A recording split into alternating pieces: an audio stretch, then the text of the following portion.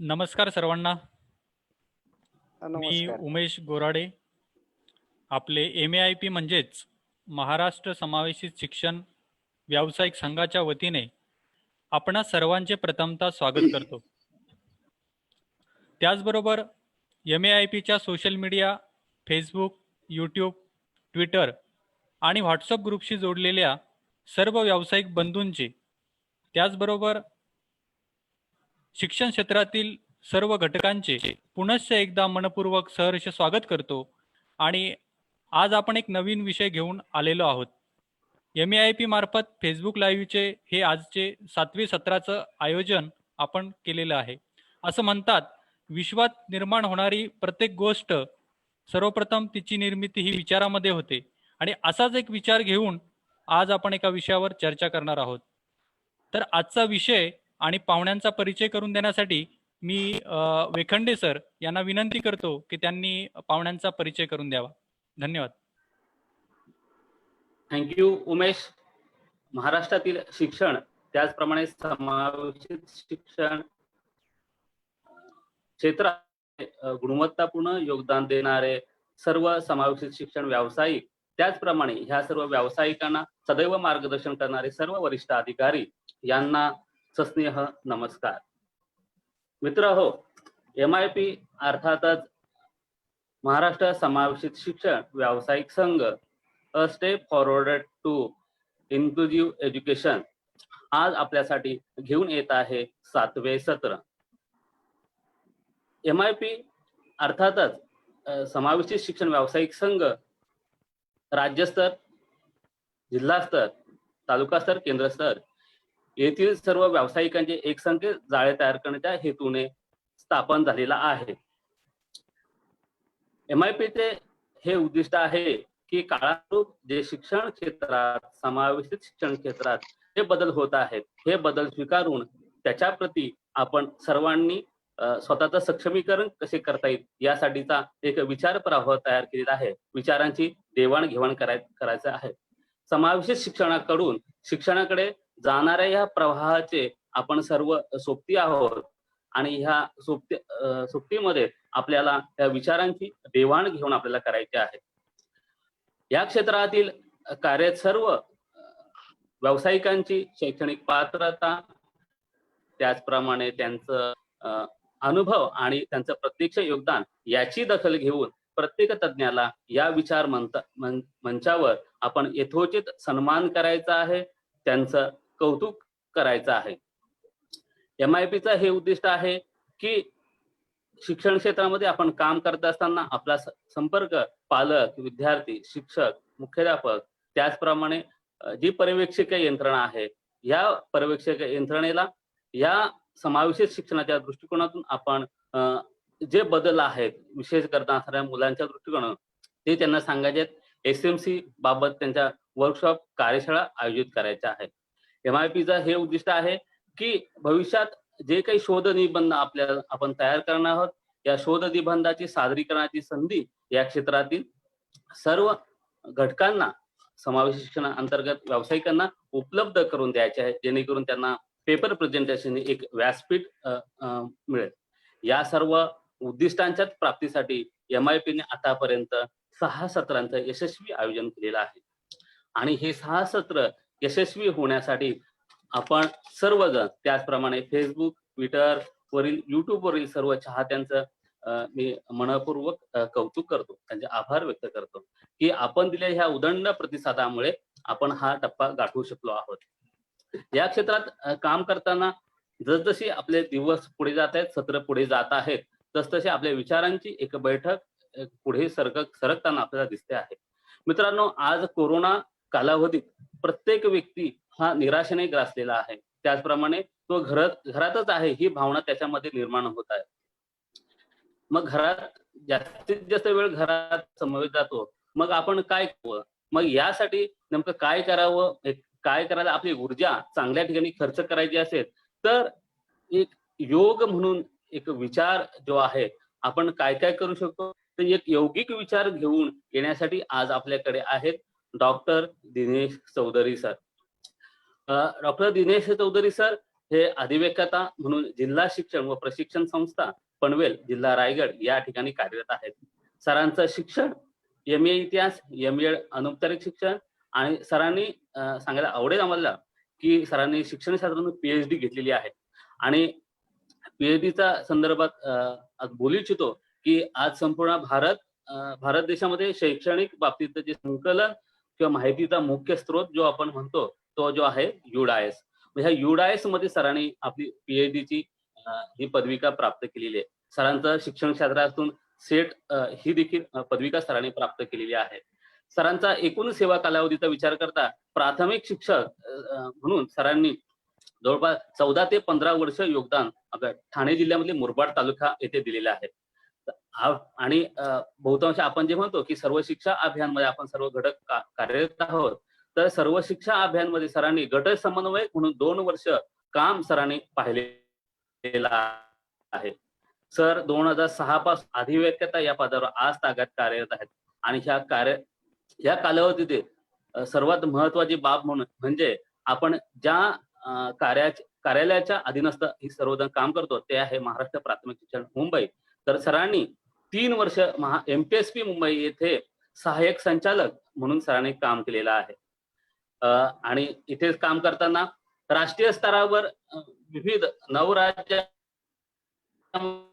विविध विषयावर सरांनी राजत्व केलेले, शैक्षणिक गुणवत्तेच्या संदर्भात सरांनी महाराष्ट्राचं सादरीकरण केलेलं आहे.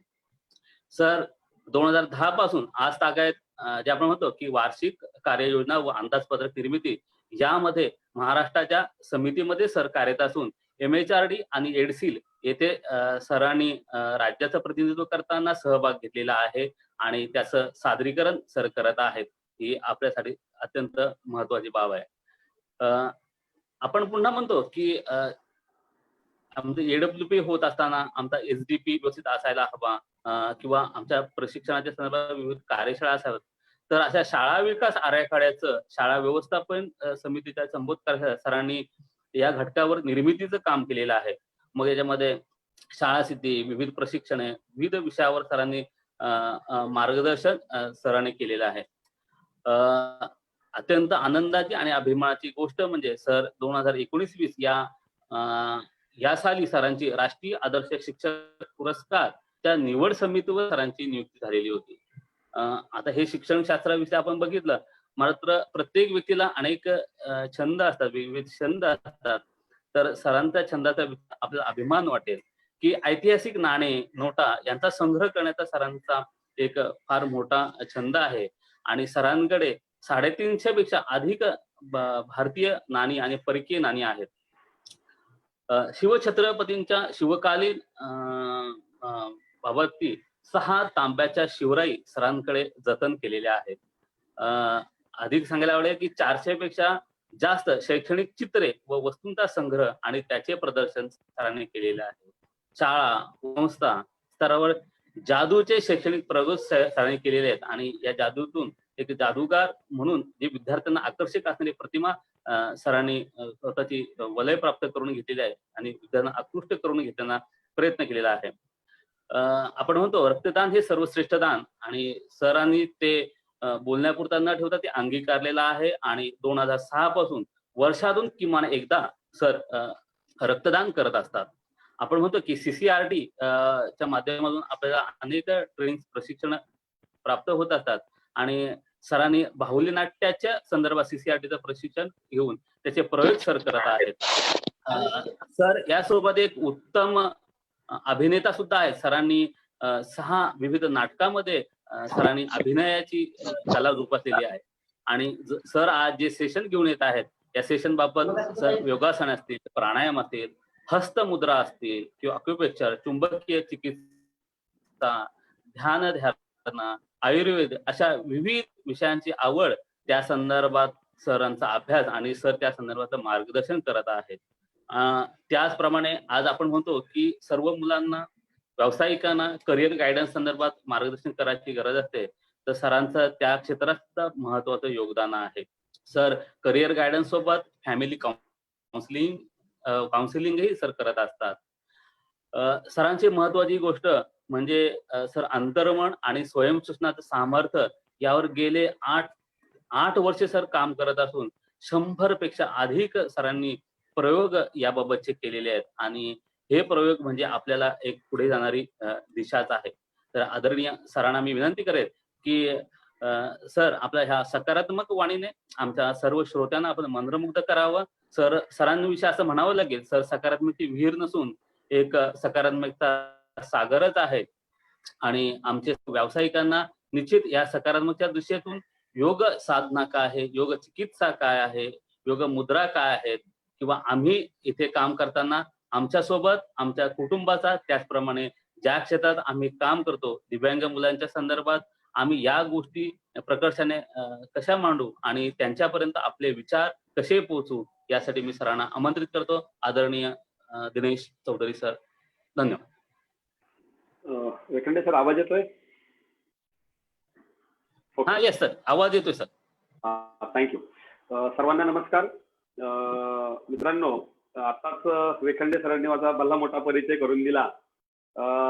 परिचय हा महत्वाचा नाही, पण त्यापेक्षा MAIP च्या माध्यमातून गेली 6 सत्र आपण सर्वजण फेसबुक लाईव्हच्या माध्यमातून ऐकत आहात. मध्ये चर्चा झाली की सर एखाद्या विषयावर आपण मार्गदर्शन करावं अशी आमची अपेक्षा आहे. मग कुठला विषय घ्यावा यावरही चर्चा झाली आणि चर्चा झाल्यानंतर असं लक्षात आलं की आपण जर दिव्यांग विद्यार्थ्यांच्या स्वरूपात काम करत असू, संपूर्ण शिक्षण क्षेत्रामध्ये मार्गदर्शक स्वरूपाची अशी भूमिका आपली असेल, तर या विद्यार्थ्यांच्या स्वरूपातच आपल्याला काही करता येईल का, अशा कुठल्या विषयावर बोलता येईल का, असं चर्चा झाली आणि हा विषय ठरला की योगिक पद्धतींचा दिव्यांग विद्यार्थ्यांच्या सर्वांगीण विकासात त्यांची भूमिका किंवा तो एक विचार, हा एक विचार मी आपल्या समोर आज घेऊन येतोय. विषयाचं जे शीर्षक हे आपण जर वाचलं तर आपल्या मनात प्रश्न पडेल किंवा संभ्रम निर्माण की नक्की योगिक पद्धती म्हणजे काय करणार आहे, दिव्यांग विद्यार्थ्यांना याचा काय उपयोग होणार आहे आणि नेमकं काय असणार आहे, असा संभ्रम आपल्या मनामध्ये होण्याची शक्यता आहे. आणि म्हणून तो संभ्रम दूर करून मला आपल्याला पहिली गोष्ट अशी सांगावीशी वाटते की मित्रांनो, आज जो योगिक विचार मी आपल्या समोर मांडणार आहे, हा विचार हा नुसता विचार नाही, तर विविध संशोधनातून आणि गेले 10 ते 15 वर्षांच्या स्वयं अनुभवातून आणि अभ्यासातून मला जे जे आढळलं, जे जे लक्षात आलं, ते सगळं आपल्या समोर मांडणार आहे. त्यामुळे आलेल्या सगळ्या गोष्टी बऱ्याचशा प्रयोगातून सिद्ध झालेल्या आहेत आणि यावर संशोधन सुद्धा झालेली आहेत. त्याचे संदर्भ सुद्धा मी आपल्याला देणार आहे. मग त्यामुळे आता आपण फक्त दिव्यांग विद्यार्थी त्यांच्यासाठी योगिक पद्धती का असा विचार न करता समावेशित विचार आपण करणार आहोत. कारण समावेशित शिक्षणामध्ये दिव्यांग विद्यार्थी हा वेगळा नाही, तर तो आपल्या सर्व विद्यार्थ्यांबरोबर एकच असलेला घटक आहे. आणि त्यामुळे आपल्याला त्यांना अशा प्रकारे वेगळं न ठेवता आपण ही जी पद्धती, हा जो विचार मी आपल्या समोर मांडतोय, हा विचार आपल्याला काय करायचंय तर दिव्यांग विद्यार्थ्यांसोबतच मी पाल्य म्हणून ज्या विद्यार्थ्यांचा ज्या मुलाचा मी पालक आहे, तर त्या मुलासाठी मी वापरू शकतो का, माझ्या शेजारी असे कोणी विद्यार्थी असतील दिव्यांग विद्यार्थी, त्यांच्यासाठी वापरू शकतो का, शाळेसाठी वापरू शकतो का आणि माझ्या कार्यक्षेत्रात वापरू शकतो का, हा विचार आपल्या मनामध्ये घेऊन आपण ह्या आजची जी आज जो मी मांडतो विचार, हा विचार आपण समजून घ्यायचा आहे. आणि माझी आपली सगळ्यांना विनंती असणार आहे की आपण जमल्यास आपल्या समोर पेन आणि वही सोबत ठेवावी, कारण ज्या कृती आणि जे काही मी दाखवणार आहे ते आपण निश्चितपणे नोंदी केल्यास आपल्याला ते समजून घ्यायला सोपं जाणार आहे. तर मित्रांनो, आजच्या या प्रथमतः मी MAIP चे वेखंडे सर आहेत, विकास चव्हाण सर आहेत, नंतर देवरे सर आहेत, बोराडे सर आहेत, त्या सर्वांना मी धन्यवाद देतो सुरुवातीला की मला ही संधी आपण प्राप्त करून दिली. त्याचबरोबर आमच्या डायटचे माननीय महाजन साहेब, माननीय पवार साहेब, माननीय प्राचार्य मॅडम, ओके मॅडम, यांचे सुद्धा मार्गदर्शन मला आहे, त्यांना सुद्धा मी धन्यवाद देतो आणि आजच्या या तासिकेला सुरुवात करतो. ती तासिका मांडणार नाही, पण एक विचार आपल्या समोर मांडणार आहे. आता COVID-19च्या पार्श्वभूमीवर आपण बरेचसे जण लॉकडाऊन मध्ये आहोत, काही जण लॉक आहेत, तो विचार मात्र लॉक झालेले नाहीत. हे विचार मात्र आपण या ऑनलाईनच्या माध्यमातून बाहेर टाकतोय. मग आपल्या लक्षात आलं असेल की COVID-19ला सामोरं जाताना व्हॉट्सअपवर विविध प्रकारचे उपाय आणि विविध प्रकारचे औषधं आणि विविध प्रकारचे विचार समोर येत आहेत. मग हे सगळे विचार आपण तारतम्यानं योग्य आहेत की अयोग्य आहेत हे बघूनच आपण ठरवलं पाहिजे की काय करावं. आणि मग त्यालाच हा विचार थोडासा कुठेतरी जोड पण देतोय की आपल्याला माहिती आहे की कोविड-19च्या पार्श्वभूमीवर जी बालकं आहेत, त्यानंतर वृद्ध आहेत, त्यानंतर दिव्यांग आहेत, यांना जास्त धोका आहे असं म्हटलं जातं. म्हणून त्यांनी घराच्या बाहेर जास्त पडू नये किंवा जास्त काळजी घ्यावी, अशा प्रकारे शासनानं सुद्धा सांगण्यात आलेलं आहे. ते का? तर कारण त्यांची प्रतिकारक क्षमता कमी असण्याची शक्यता नाकारता येत नाही. एक संस्कृत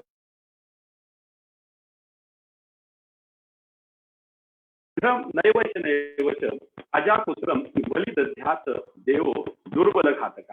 मित्रांनो, आपण या सुभाषिताचा अर्थ जर नीट पाहिला तर यज्ञामध्ये आजपर्यंत पूर्वी जे बळी द्यायचे, आता ती प्रथा राहिली नाही, पण पूर्वीचा सुभाषिताचा विचार केला तर यज्ञामध्ये बळी देताना अश्व घोड्याचा कधी बळी दिला जात नव्हता, गजम नैव हत्तीचा बळी दिला जात नव्हता, व्याघ्रम नैवच नैवच म्हणजे वाघाचा तर अजिबातच बळी दिला जात नव्हता. मग बळी कुणाचा द्यायचे? तर बळी हा आपण त्याला बोकड म्हणतो किंवा अजापुत्र ज्याला म्हटलं जातं, बोकड म्हणतो किंवा शेळी म्हणतो, यांचा बळी दिला जायचा. का? तर एक सुंदर शेवटी त्यांनी समारोप केला त्याच्यामध्ये की देव दुर्बल घातक. आणि दैव, आता दैव म्हणजे काय? निसर्ग म्हणूया किंवा परिसर म्हणूया, पर्यावरण म्हणूया, हा जो आहे हा नेमका घात कुणाचा करतो? तो जो दुर्बल आहे त्याचा घात करतो. मग कोविड-19च्या काळामध्ये आपण जर दुर्बलता आपल्यामध्ये असेल, आपली प्रतिकार क्षमता जर आपल्यामध्ये असेल, तर या दुर्बलतेमुळे आपण त्याला बळी पडण्याची शक्यता नाकारता येत नाही. मग इथे आपली दुर्बलता जर कमी करायची असेल तर काय केलं पाहिजे? तर आपण आपली प्रतिकार क्षमता वाढवली पाहिजे. मग हा विचार सुद्धा डोळ्यासमोर ठेवताना आता आपण दिव्यांग विद्यार्थ्यांना या प्रकारे या यौगिक पद्धतीचा वापर कसा करता येईल हा विचार डोळ्यासमोर ठेवून आज आपण तो विचार मी आपल्यासमोर पुनश्च मांडतोय. आपल्याला सगळ्यांना कल्पना आहे की शासनाने जाहीर केल्यानुसार दिव्यांग विद्यार्थ्यांचे जवळपास 21 प्रकार आहेत. हेच प्रकार अध्ययनाच्या दृष्टिकोनातून आपण दृश्य शैली, श्राव्य अध्ययन शैली, स्पर्श अध्ययन शैली आणि बहुअध्ययन शैली, तर बहुअध्ययन शैली अशा 4 प्रकारांमध्ये हे सर्व विद्यार्थी आपण त्यांच्याकडे कुठल्या प्रकारे अध्ययनाचा विचार करताना आपण लक्ष ठेवलं पाहिजे किंवा काही बाबी लक्षात ठेवलं असा विचार आपण करतो. आणि मग त्यांच्यासाठी आपण जे उपक्रम करतो त्या उपक्रमांचा आपण जर विचार केला तर आपलं एक गोष्ट लक्षात येईल की या विद्यार्थ्यांना काही गोष्टी आपल्याला थोड्या सावकाश घ्याव्या लागतात, त्यांना समजून घ्यावं लागतं. मग त्याच्यामध्ये काही मोटो स्किल्स ऍक्टिव्हिटी आहेत, काही कागदाचे गोळे करणं, ते बांधणं, ते फेकणं, नंतर वस्तूंची ओळख करणं, आपण नातेवाईकांची ओळख करणं, गंध परिचय, चव परिचय, अशा वेगवेगळ्या प्रकारच्या ऍक्टिव्हिटी देऊन त्यांना आपण मुख्य अध्ययनाच्या स्रोतामध्ये आणण्याचा आपण काय करत असतो? प्रयत्न करत असतो. पण हे करताना दिव्यांग विद्यार्थी अजूनही आपण जर समाजाच्या दृष्टिकोनाचा विचार जर केला तर अजूनही कदाचित त्यांच्याकडे दुर्लक्ष होण्याची शक्यता समाजामध्ये आपल्याला थोडीफार का होईना आपल्याला दिसून येते. मग ते वर्गामध्ये असेल, घरामध्ये असेल, मग तो विद्यार्थ्यांच्या सोबत असलेले विद्यार्थी, त्याचे पालक असतील, शिक्षक असतील, समाज असेल, या सगळ्यांचा जर विचार केला तर कदाचित हा विद्यार्थी दुर्लक्षित राहू शकण्याची शक्यता नाकारता येत नाही. तर त्याच्यामुळे 2 गोष्टी घडतात. एक स्वतः विद्यार्थ्याच्या मनामध्ये न्यूनगंड तयार होऊ शकतो किंवा त्याचबरोबर पालकाच्या मनामध्ये सुद्धा अशा प्रकारचा न्यूनगंड तयार होऊ शकतो. मग या विद्यार्थ्याला कुठल्या कुठल्या अडचणींना सामोरं जावं लागतं हा थोडासा आपण विचार समोर ठेवून पुढे जाणार. इथे विद्यार्थ्याचे हात, पाय, डोकं, नाक, कान, मेंदू, त्वचा, रक्त अशा विविध प्रकारे काही अडचणी निर्माण झाले, शरीरामध्ये काही बदल झाले, काही कमतरता निर्माण झाल्या की त्या विद्यार्थ्याला त्या प्रकारे सामोरं जावं लागतं, समस्यांना सामोरं जावं लागतं. मग त्या विद्यार्थ्यांना आपल्या समावेशन करत असताना शाळेमध्ये आपण काय करू शकतो हा विचार इथे मी मांडतोय. तर त्याच्याकरता यौगिक पद्धतींचा आपण विचार केला तर मग काय आहे त्या यौगिक पद्धती? आपण या पद्धती कशा वापरू शकतो? आपल्या मनामध्ये शंका येते की बऱ्याचदा एखादा विषय जर आपण समजून घेतला, कोणी मांडला, तर अगोदर आपण थोडस नकारात्मक मध्ये आपण ते म्हणजे कोणतं? तर नाही योग करताना काही चूक झाली तर, प्राणायाम करताना काही चूक झाली तर, चुकीचं काही घडलं तर. कारण चांगलं सांगण्यापेक्षा बऱ्याचदा चूक काय आहे किंवा धोके काय आहेत हे आधी विचार केला जातो आणि त्यामुळे योगिक प्रकारांकडे बऱ्याचदा दुर्लक्ष झाल्याचं आपल्याला दिसतं. मग हा योगिक प्रकार काय आहे? एक सुंदर सुभाषित आहे, योगेन चित्तस्य पदेन वाचा मलम शरीरस्य च वैद्यकेन यो पाक करोत्तम प्रवरम मुनीनाम पतंजली प्रांजली रानतोस्मी. मित्रांनो, योगातून चित्त शुद्धी होते, व्याकरणातून वाचा शुद्धी होते आणि वैदिक शास्त्रातून शरीर शुद्धी होते. आणि या तीनही शुद्धींचे शास्त्र महर्षी पतंजलींनी आपल्या समोर आणली आणि त्यांनी हे सगळं आपल्या समोर आणल्यानंतर आपण मात्र अजूनही लक्षात घेतलं तर अजूनही आपण त्याचा स्वीकार करताना कुठेतरी मागे पुढे होताना आपण दिसतो. जसं कोविड-19च्या कालावधीमध्ये आज वैद्यकशास्त्र खूप प्रभावी काम करत असताना आयुर्वेद, प्राणायाम, श्वसनाचे प्रकार हे पुन्हा एकदा आपल्याला जरूर भासायला लागली. पण आजपर्यंत हे सगळं थोडंसं आपण नाकारत होतो आणि परकीयांनी ज्या वेळेला परकीयांनी पाश्चात्यांनी ज्या वेळेला हे स्वीकारण्याचा प्रयत्न केला आणि आपल्या लक्षात आले वा ही आपली संस्कृती, आपले काही विचार केंद्र मांडतायत, तर हे विचार आपण का स्वीकारू नये. आणि कोविड-19च्या काळामध्ये, या लॉकडाऊनच्या काळामध्ये आपण ही विचार स्वीकारायला सुरुवात केली आणि म्हणून ठामपणे मी हा विचार आपल्यासमोर मांडतोय की ह्या प्रक्रियेचा, ह्या पद्धतीचा वापर आपण आपल्या दिव्यांग विद्यार्थ्यांबरोबर सर्व मुलांसाठी आणि सर्व आपल्या मनुष्य मात्रांसाठी सुद्धा, म्हणजे आपण मोठे म्हणून ज्याला म्हणतो वयस्कांसाठी सुद्धा याचा कसा वापर करू शकतो, हा तिन्ही अंगाने आपण याचा विचार करूया. एक एक गोष्ट आपल्याला सांगत जाणार आहे आणि गोष्ट सांगत असताना आपण विचार करायचा की यातली कुठली गोष्ट माझ्या कुठल्या प्रकारच्या अध्ययन शैलीच्या मुलाला मी वापरू शकतो. सगळ्याच गोष्टी योगशास्त्रातल्या सगळ्याच विद्यार्थ्यांना आपल्याला उपयोगात आणता येतीलच असं नाही. प्रत्येकाची अडचण, प्रत्येकाची समस्या वेगळी आहे. आता मी जे आपल्याला योगिक क्रिया सांगणार आहे त्यातली कुठली क्रिया कुठल्या विद्यार्थ्याला आपण वापरू शकतो, कुठली क्रिया मी स्वतः वापरू शकतो, हा सुद्धा विचार आपण करायला हरकत नाही. मित्रांनो, आता अजून एक विचार आपल्या समोर मांडतोय आपण. SIP शब्द ऐकला असेल, सिस्टमॅटिक इन्व्हेस्टमेंट प्लॅन. आता जनरली जनसामान्यांची एक पद्धत आहे की अशा प्रकारे आर्थिक नियोजन करायचं की ते नियोजन केल्यानंतर आयुष्याच्या शेवटामध्ये आपल्याला काय झालं पाहिजे, त्याचा खूप फायदा झाला पाहिजे. आपल्या लक्षात येत नाही या आर्थिक नियोजनामध्ये अर्थाच्या मागे धावता धावता आपलं आयुष्य इतकं आपण विसरून जातो, जगणंच विसरून जातो आणि शेवटी मात्र असं घडतं की कमावलेला अर्थ आपल्याला त्याचा उपभोग सुद्धा घेता येत नाही. SIP ला आपण एक नवीन संकल्पना पुढे आलेली आहे ती म्हणजे HIP, म्हणजे हेल्थ इन्व्हेस्टमेंट प्लॅन. आता आपण जे पाहतोय की योग क्रिया म्हणजे आपल्या आरोग्याचं ते इन्व्हेस्टमेंट प्लॅन आहे. इतकंच नाही तर तो आपण सुरुवातीपासून शेवटापर्यंत, आयुष्याच्या शेवटापर्यंत हा प्लॅन आपल्याला अतिशय कामाचा येणार आहे. आणि म्हणून आपण आपल्या घरामध्ये आपल्या आवडत्या व्यक्तींना जर आपण आरोग्याविषयी जीवन दिलं, आपण स्वतः जगलेलं दिसलो तर त्यांना सुद्धा समाधान मिळतं. मग आपणच ठरवा की आता आपल्या पुढच्या पिढीला आपण जगत असताना ओझं होऊन जगावं की स्वावलंबी स्वयंपूर्ण होऊन जगावं, हा विचार आपल्या डोक्यात ठेवून आपण ही पद्धतीचा विचार करूया. मग आता आपल्या मनामध्ये विचार येईल की योगा म्हणजे काय काय आपण यामध्ये पाहणार आहोत, त्या एक थोडक्यात मी आपल्याला सांगतो आणि क्रमशः आपण त्याकडे पाहत जाणार आहोत. यामध्ये आपण स्ट्रेचिंग पाहणार आहोत, योगाचा विचार करणार आहोत, सूर्यनमस्कारचा विचार करणार आहोत, त्यानंतर प्राणायामचा विचार करणार आहोत, मुद्रा चिकित्सेचा विचार करणार आहोत, स्वयंसूचनांचा विचार करणार आहोत आणि ध्यान धारण्याचा विचार करणार आहोत. त्या सगळ्या योगिक क्रिया आणि अॅक्युप्रेशर हा सुद्धा याचा एक थोडासा भाग आहे, त्यालाही सुद्धा मी आपत्कालीनच्या संदर्भात मी आपल्याशी बोलणार आहे. या सगळ्या बाबींना एक काही आधार आहे का, आणि मग ह्या सगळ्या बाबींचं यापूर्वी दिव्यांग विद्यार्थ्यांच्या बाबत कधी काही झालेलं आहे का, कोणी काही उपाययोजना केलेल्या आहेत का किंवा राबवलेलं आहे का, हे सुद्धा पाहणं गरजेचं आहे.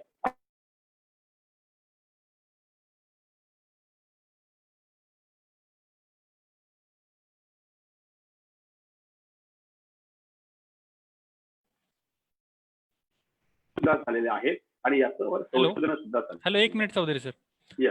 मध्ये तुमचं नेटवर्क स्पीड चांगला आहे ना? हो, येस. आवाज येत नाहीये का?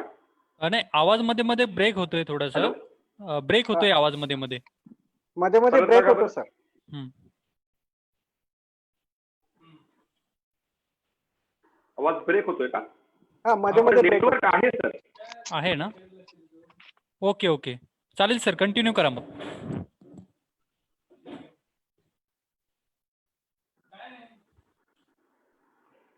हॅलो.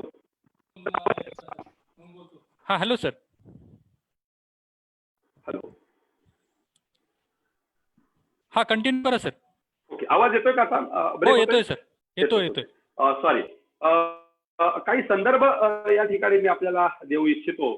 जसं एक जर्नल ऑफ एक्सरसाइज रिहॅबिलेशन म्हणून एक जर्नल आहे. आपण सर्व दिव्यांग विद्यार्थ्यांच्या संदर्भात काम करत असतो. तर योगिक विचारांच्या संदर्भात या ठिकाणी मोठं संशोधन झालेलं आहे. Effect of yoga practice on psychomotor abilities among intellectually disable children म्हणून एक संशोधन झालेलं आहे. दुसरं इफेक्ट ऑफ एक इंटरनॅशनल जर्नल ऑफ योगा म्हणून एक सुंदर जर्नल आहे.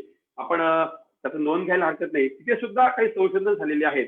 Comparison of yoga versus physical exercises on executive functions, attention and working memory in adolescent school children या मध्ये सुद्धा काही डिसेबल चिल्ड्रनच्या संदर्भात काही संशोधन झालेलं आहे. त्यानंतर benefits of participation in yoga for students with disable हा एक संशोधन यावर झालेला आहे.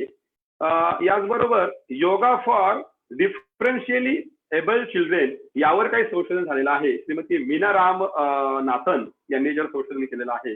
हस्तमुद्रा and interpretation of Indian sign hand gesture यावर सुद्धा संशोधन झालेलं आहे.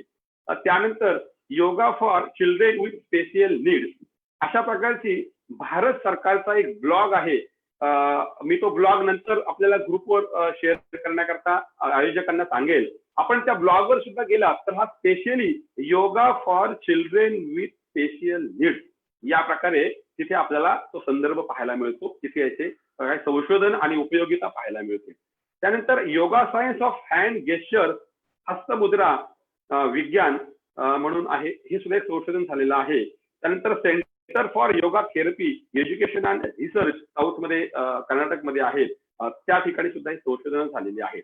तर मित्रांनो, मला सांगावंच वाटतं की जवळपास मी 37 प्रकारच्या संशोधनांचा मी रेफरन्स घेतला, त्याचा अभ्यासही केला, ते विचार केला त्याच्यावर, आणि लक्षात आलं की या योग पद्धतीचा आपल्या दिव्यांग विद्यार्थ्यांच्या विकसनामध्ये, त्यांच्या सर्वांगीण विकासामध्ये खूप चांगली भूमिका आहे. आणि या सगळ्या रिसर्च जे कन्क्लुजन आलेलं आहे, निष्कर्ष आलेले आहेत, हे सगळे निष्कर्ष एक सांगतात की या डिसेबल चिल्ड्रनला, या दिव्यांग विद्यार्थ्यांना त्यांचा न्यूनगंड कमी करण्यासाठी, त्यांचं प्रोत्साहन देण्यासाठी, आत्मविश्वास वाढवण्यासाठी, शारीरिक मानसिक काही दुर्बलता असेल ती कमी करण्यामध्ये, त्यांचं जगणं सुसह्य होण्यासाठी आणि त्यांना जगण्यामध्ये आत्मविश्वास मिळण्यासाठी त्या योगिक पद्धतींचा खूप चांगल्या प्रकारे फायदा होतो, असं या सगळ्या संशोधनांचे निष्कर्ष सांगतात.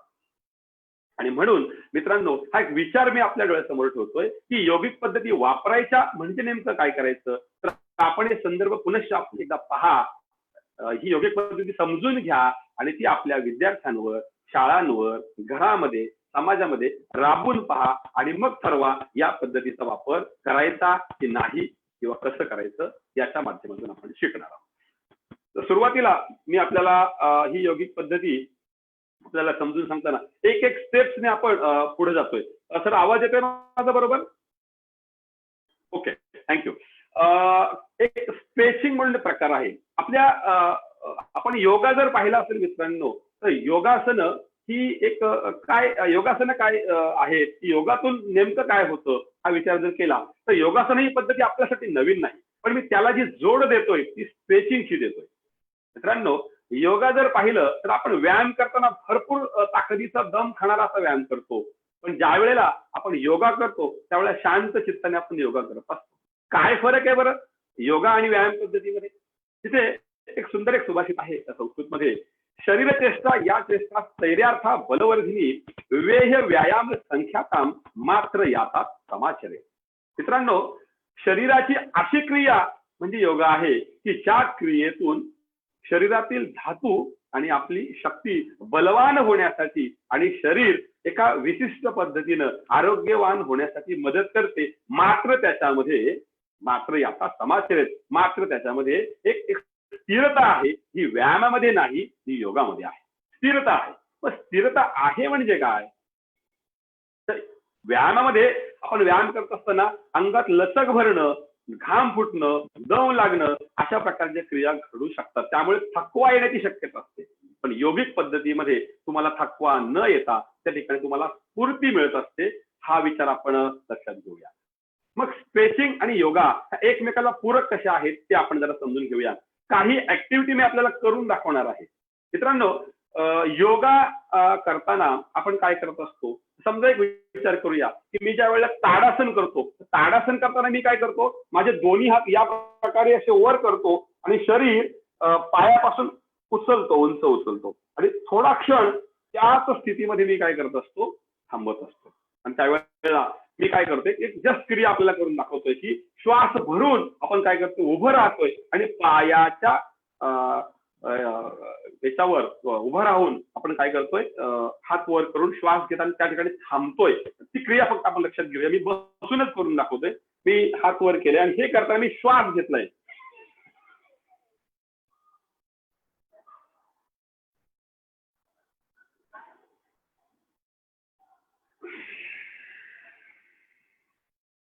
मित्रांनो, कृती फक्त नुसती करून दाखवली, यासाठी करून दाखवली की नेमकं मी काय केलं या ठिकाणी. तर मी हात स्ट्रेच केला आणि स्ट्रेच केल्यानंतर त्या ठिकाणी मी काही क्षण थांबलो आणि माझा श्वास त्या ठिकाणी थांबवला. तर इथे आपली स्ट्रेचिंग झाली. म्हणजे विशिष्ट प्रकारे स्ट्रेच केल्यानंतर आपल्याला शरीरामध्ये स्नायूंना एक वेगळ्या प्रकारची बळकटी मिळते. म्हणून आता मी जो स्ट्रेचिंग आपल्या समोर दाखवतोय ते स्ट्रेचिंग मी उभं राहून आणि काही झोपून करणार आहे. 5-6 प्रकार आहेत, आपण समजून घ्या. मित्रांनो, गेल्या 6 महिन्यांपासून या स्ट्रेचिंगवर मी काम करतोय. माझ्या असं लक्षात आलं की आपल्या सगळ्यांना मी सांगू इच्छितो की ज्यांना गुडघेदुखीचा त्रास आहे, ज्यांना कंबरदुखीचा त्रास आहे, अशा सगळ्यांनी या स्ट्रेचिंगचे 6 प्रकार जर केले तर मी खात्रीनं सांगतोय की 4 ते 6 दिवसाच्या आतच आपली कंबरदुखी आणि गुडघेदुखी निश्चितपणे थांबते. मग का थांबते? मग आता हा विचार करूया की माझे विद्यार्थी आहेत की ज्या विद्यार्थ्यांमध्ये विविध प्रकारचे 21 प्रकारचे विद्यार्थी आहेत. मग अशा प्रकारे बहु अध्ययन शैलीचे असलेले विद्यार्थी आहेत की ज्या विद्यार्थ्यांना शारीरिक दुर्बलता असेल, कमतरता असेल, काही प्रॉब्लेम्स असतील, अशा विद्यार्थ्यांना हे प्रकार जर आपण करून घेतले स्ट्रेचिंगचे तर त्यांना खूप फायदा व्हायला मदत होणार आहे आणि त्यातून बरं होण्याकरता आणि त्यातून सुधारणा होण्याकरता आपल्याला खूप निश्चित मदत मिळणार आहे. ते प्रकार फक्त समजून घ्या. बघताना आपल्याला असं वाटतील की अतिशय सोपे प्रकार आहेत, पण मित्रांनो ज्यावेळी करून पाहाल त्यावेळी आपल्याला लक्षात येईल की दिसतात सोपे पण महत्व मात्र फार मोठं असणार आहे. म्हणून मी काही स्ट्रेचिंग सांगणार आहे. या स्ट्रेचिंगचे प्रकार मी आपल्याला या ठिकाणी करून दाखवतोय. 3 प्रकार उभे आहेत आणि 4 प्रकार बसून आणि आडवे झोपून मी करणार आहे. मी थोडीशी सेटिंग करता 1 मिनिटाचा कालावधी घेतोय, कॅमेरा सेट करतोय आणि लगेच मी त्या स्ट्रेचिंग आपल्याला दाखवतो.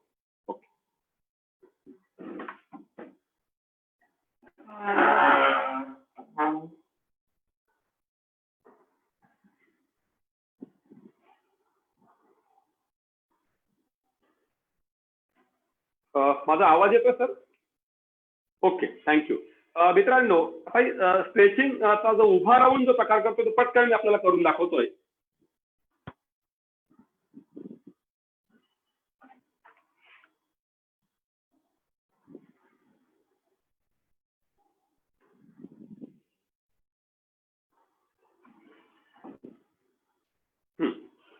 आता उभा राहून जो प्रकार करतोय तो आपण इथे समजून घेऊया. पहिला जो प्रकार आहे स्ट्रेचिंगचा, त्या स्ट्रेचिंगच्या पहिल्या प्रकारामध्ये आपला जो पाय आहे, पायाच्या या ठिकाणी काफ मसल म्हणून एक मसल असतो. त्या मसलला खिसाव येतो, म्हणजे असा तो अवखडलेला असतो. प्रत्येक माणसानं चालल्यानंतर, वॉकिंग केल्यानंतर आपले स्नायू कदाचित तिथे अशी जाम होण्याची शक्यता असते. तर चालल्यानंतर प्रत्येकानं काय केलं पाहिजे? तर ह्या प्रकारचे स्ट्रेचिंग केली पाहिजे. स्ट्रेचिंग कशी आहे बघा, सरळ आणि साधा प्रकार आहे. मी समोर एखादा भिंत असेल, स्ट्रेट उभं राहणार आहे, दोन्ही हात या पद्धतीने मी ठेवणार आहे आणि मग मी काय करणार आहे? माझा जो गुडघा आहे, हा पुढचा गुडघा आहे, हा थोडासा वाकवणार आहे आणि हा जो आहे वाकवल्यानंतर स्ट्रेट राहणार आणि इथली जी शीर आहे मधली, त्याला म्हणतो आपण काफ मसल म्हणतो त्याला. हा काफ मसल काय करायचं, फक्त स्ट्रेच करायचंय. म्हणजे असं केलं थोडस की हा पाय खाली टेकलेला पाहिजे आणि पाऊल टेकल्यानंतर ताण पडतो, तो काफ मसल ताण पडतो आणि काफ मसल अशा प्रकारचा ताण पडला की आपण एक 10 बोलेपर्यंत त्या ठिकाणी थांबायचंय. 1 2 3 4 असं 10 बोलेपर्यंत थांबायचंय. पुन्हा बाजूला यायचं, पुन्हा असं करायचं, पुन्हा गुडघा थोडासा वाकवायचा आणि याला ताण द्यायचा. इथे ताण मिळाला की 10 बोलेपर्यंत थांबायचं. असं 3 वेळा आपल्याला करायचंय. हे 3 वेळा करताना आपल्याला अगोदर डाव्या पायाने केलं, नंतर डावा पाय पुढे करायचंय आणि पाय हा मागे करायचंय आणि पुन्हा तसंच करायचंय. इथे इतका ताण येतो, थोडासा ताण जाणवायला लागला थांबायचंय आणि 10 बोलेपर्यंत काउंट करेपर्यंत थांबायचंय. पुन्हा जागेवर यायचंय. असं 10 वेळा केलं की एक प्रकार संपला. हा झाला काफ मसलसाठी या प्रकारे. हा ताणला गेल्यानंतर त्याची जी रक्तप्रवाह क्षमता चांगली वाढते आणि ते आपल्याला गुडघ्यासाठी आणि कमरेसाठी खूप फायदेशीर आहे. दुसरा प्रकार आहे सेम असाच. या ठिकाणी आपण हात ठेवायचंय, पाय जो आहे तो अशा प्रकारे आपण खेचायचा आहे, सरळ राहायचंय, वाकायचं नाही अजिबात, सरळ राहायचंय आणि हा जो गुडघा आहे हा गुडघा पाठीमागे खेचायचंय की त्या ठिकाणी तिथे कोड्रेसिल मसल म्हणून या मांडीवर असतो मध्ये, तर तो कोड्रेसिल मसल या प्रकारे ताणला जातो. बघा, या स्थितीवर ताणला गेला 10 बोलेपर्यंत थांबायचंय, 10 झाले की पुन्हा खाली यायचंय. असं 3 वेळा करायचंय. ठेवायचंय, ताणायचंय आणि या स्थितीमध्ये थांबायचंय आणि ताणलं की हा पूर्ण क्वाड्रेटिक मसल हा ताणला जातो. 10 वेळा करायचं, 3 वेळा करायचंय पण 10 बोलायचंय. पुन्हा तसंच उजव्या पायाने असं करायचंय आणि 3 वेळा आपल्याला उजव्या पायाने सुद्धा करायचंय. म्हणजे डाव्या पायाने 3 वेळा आणि उजव्या पायाने 3 वेळा. जी स्ट्रेचिंगची अंतिम स्थिती असते त्या स्ट्रेचिंगच्या अंतिम स्थितीमध्ये आपल्याला 10 काउंट करेपर्यंत थांबायचं आहे. असं करून बघा, मग आपल्याला काय फायदा होतो तो आपल्याला लक्षात येईल. पुढची जी एक ऍक्टिव्हिटी आहे त्यासाठी आपल्याला स्टूल किंवा खुर्ची यांचा वापर आपल्याला करावा लागणार आहे. तिथे मी स्टूल ठेवलेला आहे. कृती कशी आहे ती जर आपण बघून घेऊया. इथे मी माझा डावा पाय या ठिकाणी असं सरळ ठेवलाय, दोन्ही हात सरळ ठेवलेत आणि फक्त मी काय केलंय, या ठिकाणी हा जो हिमस्ट्रिंग मसल म्हणून जो आहे त्याला म्हणतो मांडीचा खालचा मसल आहे. मग अशा आपण पुढचा वरचा मसलचा विचार केला होता, तो म्हणजे कोणता, क्वाड्रेसिक मसल आणि काफ मसल. आता हेमस्ट्रिंग मसल आहे, त्याकरता थोडंसं हे करायचं आणि पाठीतून कमरेतून थोडं पुढे असं झुकायचं या पद्धतीने. बघा, असं झुकलं की हा पूर्ण खालचा मसल ताणला जातो आणि ताणला गेला एक वेगळ्या प्रकारचा स्ट्रेच मिळतो, ज्याचा गुडघ्याला आणि कमरेला आपल्याला फायदा मिळतो. एकदा करून दाखवतोय. सरळ करायचं, या स्टेजमध्ये यायचं, 10 काउंट करायचे. 1 2 3 4 5 6 7 8 9 10. ओके, संपलं की पुन्हा हे 3 वेळा करायचं. पुन्हा उजवा पाय घ्यायचा, उजवा पाय सरळ करायचा, हात पुढे करायचे, पुन्हा थोडंसं वाकायचं. या मसलला, हॅमस्ट्रिंग मसलला जोर द्यायचा, थोडासा ताण द्यायचा. ताण जाणवायला लागला की थांबायचं त्या ठिकाणी जिथे ताण जाणवेल तिथे आणि मग 10 काउंट करून. उभे आपण 3 प्रकार पाहिले. एक आपण गुडघे वाकून पाहिला, डाव्या पायाने 3 वेळा, उजव्या पायाने 3 वेळा. नंतर दुसरं पाहिलं ते म्हणजे या प्रकारे डाव्या पायाने 3 वेळा, उजव्या पायाने 3 वेळा आणि शेवटी तो पाहिला म्हणजे हा. असं आपण काफ मसल, क्वाड्रॅटिक मसल आणि हॅमस्ट्रिंग मसल अशा 3 मसलचा जर अशा प्रकारे जर स्ट्रेचिंग केलं तर आपल्या असं लक्षात येईल, या स्ट्रेचिंगमुळे माझ्या गुडघ्यांना आणि कमरेला खूप चांगला फायदा त्या ठिकाणी आपल्याला दिसून येईल. आता बसून जे आहेत 2-3 ऍक्टिव्हिटी मी आपल्याला करून दाखवतो. थोडं सेटिंग करतो.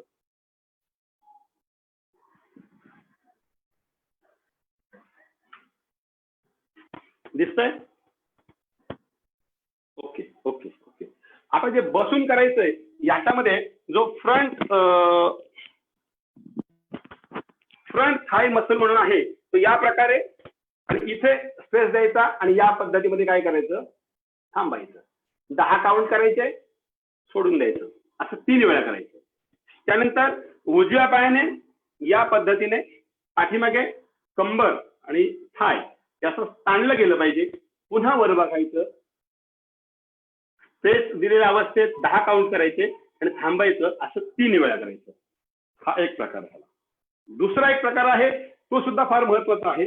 डावा पाय आहे हा या पद्धतीने काय करायचं, दुमडायचं आणि अशा पद्धतीनं स्ट्रेच करायचं. इथे खूप चांगला स्ट्रेच मिळतो, तो कमरेला फायदेशीर आहे. या पद्धतीने 10 काउंट करायचे, 1 2 10 पर्यंत आणि थांबायचे. पुन्हा एकदा करायचं, पुन्हा एकदा करायचं, असं 3 वेळा करायचं. हा झाला डाव्या पायाने. तसाच उजव्या पायाने कसं करायचं समजून घ्या. हा पाय या पद्धतीने ठेवायचा आणि असं करायचं, थांबायचं. थोडं या ठिकाणी स्ट्रेचिंग होतं, ते स्ट्रेचिंग झालं की थांबायचं. असं 10 वेळा काउंटिंग करायचं, 3 वेळा असं करायचं. हे झाले 2 प्रकार. अजून तिसरा जो प्रकार आहे, आणि तो तिसरा प्रकार म्हणजे आपण बटरफ्लाय करतो बघा. इथे बटरफ्लाय करायचं नाहीये. या ठिकाणी आपण ग्रोईंग मसल म्हणून जो आहे, तो ग्रोईंग मसल या प्रकारे जो जातो गुडघ्यातून, त्याचं ग्रोईंग मसल्स आहे, ते ग्रोईंग मसलला इथे छान प्रकारे स्ट्रेचिंग होतं. काय करायचं, फक्त हे दोन्ही खाली दाबायचे नाही, फक्त असे खाली स्ट्रेच करायचे. असं पकडायचं आणि ताट बसायचं. हे स्ट्रेच झालं 10 काउंटिंग करायचं. 1 2 3 4 10. ठीक आहे, 1 झालं.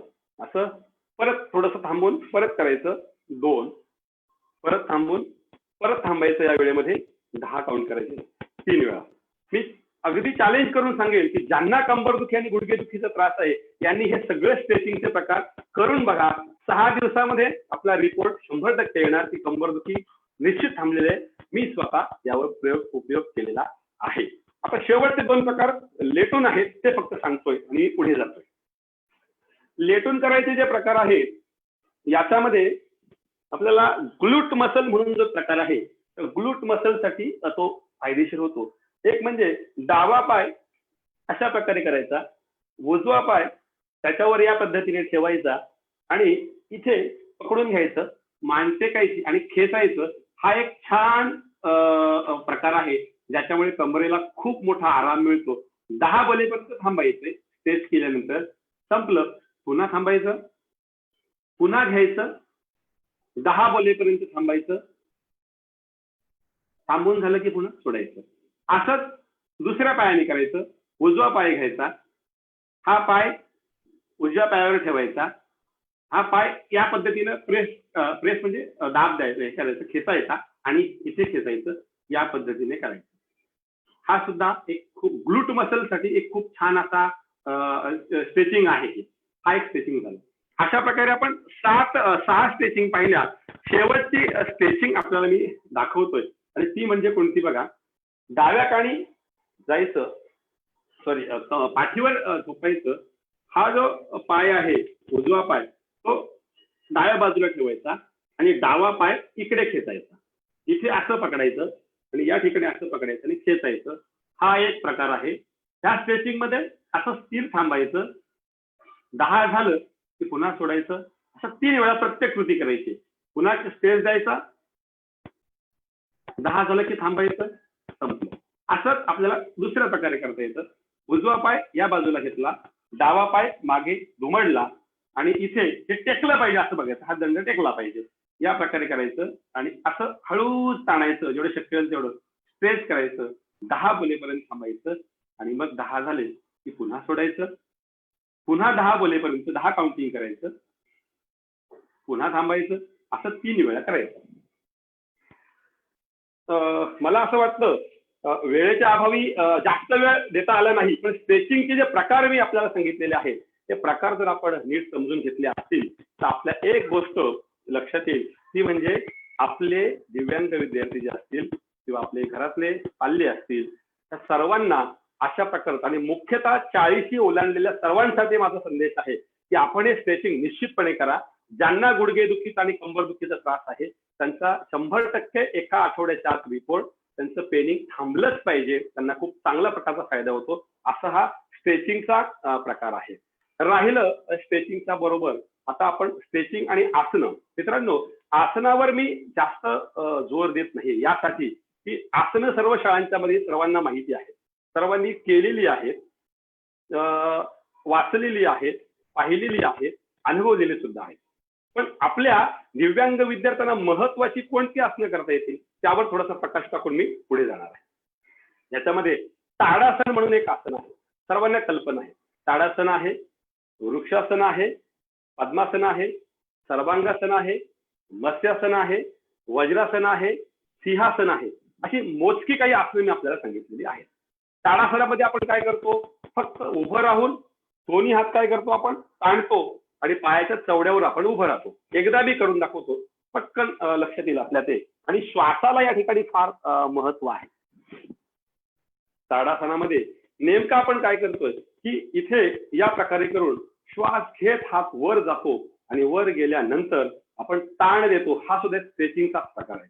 इकडे बघा, श्वास घेत वर जातो,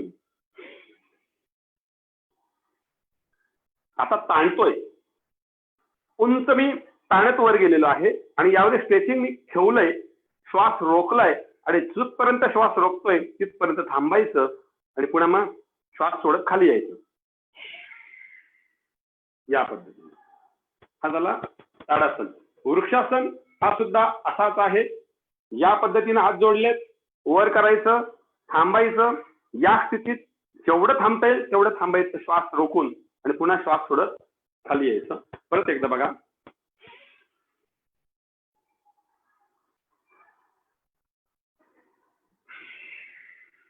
हा दुसऱ्या पायाने सुद्धा आपल्याला करता येतं. हे झालं वृक्षासन, ताडासन. पद्मासन आपल्या सगळ्यांना माहिती आहे.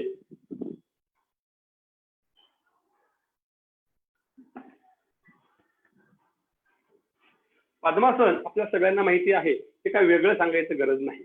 पण या पद्मासनाबरोबर आपण नीट पाहिलं तर पद्मासनामध्ये एक गोष्ट अशी असते की तुम्हाला जितकं जास्त काळ या स्थितीमध्ये बसता येईल तितकं जास्त काळ तुम्ही पद्मासनामध्ये स्थिर बसू शकता.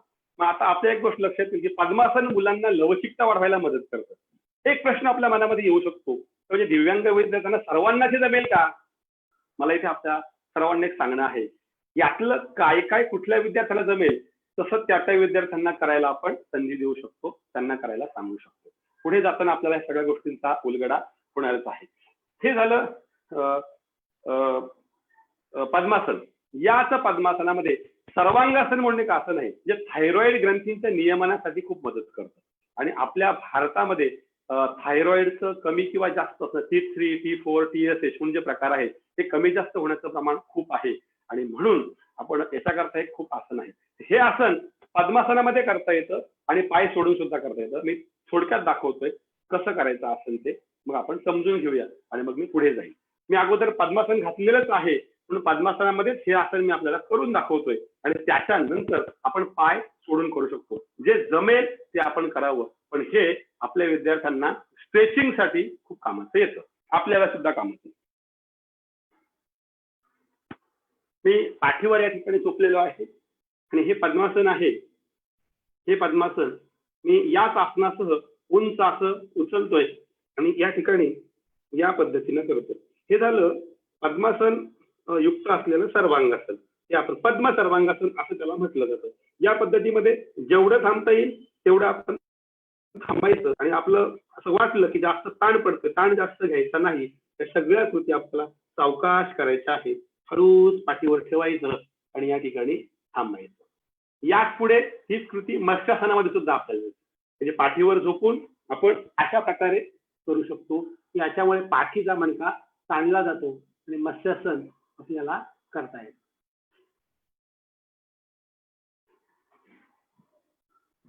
हे झाले, हे सगळी आसनं आपल्याला मी सांगितली. पण या सगळ्या आसनांच्या मध्ये जास्त आपल्याला करायचं असेल तर किमान मुलांना सूक्ष्म व्यायाम दिले पाहिजे. मग सूक्ष्म व्यायाम कोणते? दोन्ही हात पुढे ठेवले, हे सूक्ष्म व्यायाम आहे. एक आतल्या बाजूने, बाहेरच्या बाजूने. नंतर पायावर जर उभं केलं आपण तर पायामध्ये सुद्धा गुडघ्यांचा व्यायाम आहे. हे गुडघे या प्रकारे आपण करू शकतो, पुन्हा या प्रकारे आपण करू शकतो. कमरेचं करताना कमरेवर हात ठेवून या प्रकारे आपण कंबर सावकाश करू शकतो. हे सगळे सूक्ष्म व्यायाम आहेत. या सूक्ष्म व्यायामातून आपल्याला खूप चांगल्या प्रकारचं स्ट्रेचिंग होतं. इथे घाई करायची नाही, एवढी काळजी आपल्याला घेतली पाहिजे. हा झाले सूक्ष्म व्यायाम. याच्यामध्ये खूप असे प्रकार आहेत सूक्ष्म व्यायामामध्ये. हाताचे आहेत, खांद्याचे आहेत. या प्रकारे हे सगळे आपण करताय टीव्हीला वगैरे पाहून, म्हणून यावर जास्त मी बोलणार नाहीये. पण हे योगिक प्रकार आपण अशा प्रकारे करू शकतो. पण या सगळ्यामध्ये एक प्रकार मी आपल्याला सांगतोय, सर्वांनी करणं गरजेचं आहे. हे दोन आसनं विद्यार्थ्यांना आपण शाळेमध्ये करून घेऊ शकतो. त्यातलं पहिलं आसन कोणतं? वज्रासन. एकमेव आसन असं आहे की जे जेवल्यानंतर सुद्धा करता येतं आणि जेवल्यानंतर मित्रांनो खूप प्रभावी आहे. जेवल्यानंतर चालायला जाण्यापेक्षा एक करा, एक पाय दुमडा, दुसरा पाय दुमडा आणि शांतपणे असं बसून राहा आणि नियमितपणे श्वास आपण काय करायची घ्यायला सुरुवात करायची. इथे पाय दुमडले आणि श्वास घ्यायला काय केली सुरुवात केली. आता काय झालं असंच बसायचं. एवढं आपण बसू शकतो. एक 5 मिनिटं 10 मिनिटं 15 मिनिटं टीव्ही पाहता पाहता पेपर वाचता वाचता जर तुम्ही बसलात तरी चालेल. पण हे आसन पचनाला खूप मदत करतं. स्ट्रेचिंग ज्या मांड्या आहेत त्या मांड्याचे जे स्नायू आहेत ते स्ट्रेच केले जातात. त्यामुळे उत्तम असं हे आसन आहे. आपण असं करू शकतो की दुपारी जेवल्यानंतर मुलांना या पद्धतीने बसायला जर सांगितलं तर मुलांना ती सवय लागेल आणि ही सवय आपण सुद्धा जर अंगीकारली तर निश्चितपणे फायदा होऊ शकतो. आवाज येतोय का माझा? ओके. हे झालं मत्स्यासन. आता एक आपल्याला एक गोष्ट महत्त्वाची या ठिकाणी सांगू इच्छितो की एक गंमत अशी की बऱ्याचशा मुलांना एक प्रॉब्लेम असा होतो की वाचा दोष निर्माण होतो. मी स्वतः या वाचा दोषातून बाहेर पडलेला व्यक्ती आहे. कारण प्राथमिक शिक्षक असताना मला स्तोत्रपणा इतका होता की मला नीट बोलता येत नव्हतं आणि मी त्यावर उपाय करून त्यातून बाहेर पडलो. आज मी उत्तम प्रकारे बोलू शकतो. नाहीतर माझं स्तोत्रपणा बघून मुलं हसायची इतकी अवस्था होती. मी यासाठी आपल्याला सांगतो मित्रांनो की हे जे आसन आहे ते काय आहे की आपल्याला डोळे या प्रकारच्या तोंडाचे सगळे स्नायू आणि त्याचबरोबर जीभ याच्यासाठी एक सिंहासन म्हणून आहे उत्तम असं आसन आहे की प्रत्येकाने केलं पाहिजे. आसन सरळ आणि साधा आणि सोपं आहे पण ते तुमच्या सगळ्या स्नायूंचा काय करतो व्यायाम करतो. आपली जी जीभ आहे म्हणून त्यांना जिभेचं जे बोलताना तोत्रेपणा आहे अशा मुलांना आपण या चा वापर नीटपणे करू शकतो. उदाहरणार्थ कसं बघा की इथे बसायचं कसं ते समजून घेऊया. इथे या पद्धतीनं बसायचंय. आपण लक्षात घेऊया मी कसं बसलोय लक्षात येते आपल्या. त्या पद्धतीने मी टेकवलेलं नाहीये म्हणजे पाय असे अशा पद्धतीनं बसल्यानंतर मागे जा. अशा पद्धतीनं बसल्यानंतर आपल्याला फक्त काय करायचं आपली जीभ आहे ती जास्तीत जास्त बाहेर काढायची आणि बाहेर काढताना तोंडाचे सगळे स्नायू असे चक्रस्थायाप्रमाणे ताणले गेले पाहिजेत. हा प्रकार करायचा. किती छान वाटतं बघा. मी करून दाखवतो. आणि तोंडातून श्वास बाहेर काढायचा आणि जोरात आवाज करायचा. त्याला सिंहासन असं म्हटलं जातं. मुलांसाठी त्यातल्या दिव्यांग मुलांना खूपच फायदा होईल असं मला वाटतं आणि निश्चितपणे करायला हरकत नाही. एकदा बघून घेऊया. पायावर असं उभं बसलो मी त्यावर तासांवर. त्यानंतर या प्रकारे मी थांबलोय आणि जीभ बाहेर काढून फक्त मी काय करतोय ओरडतोय आणि हवा बाहेर काढतोय. जीभ जास्तीत जास्त बाहेर काढायची. लक्षात घ्या. बघूया आपण.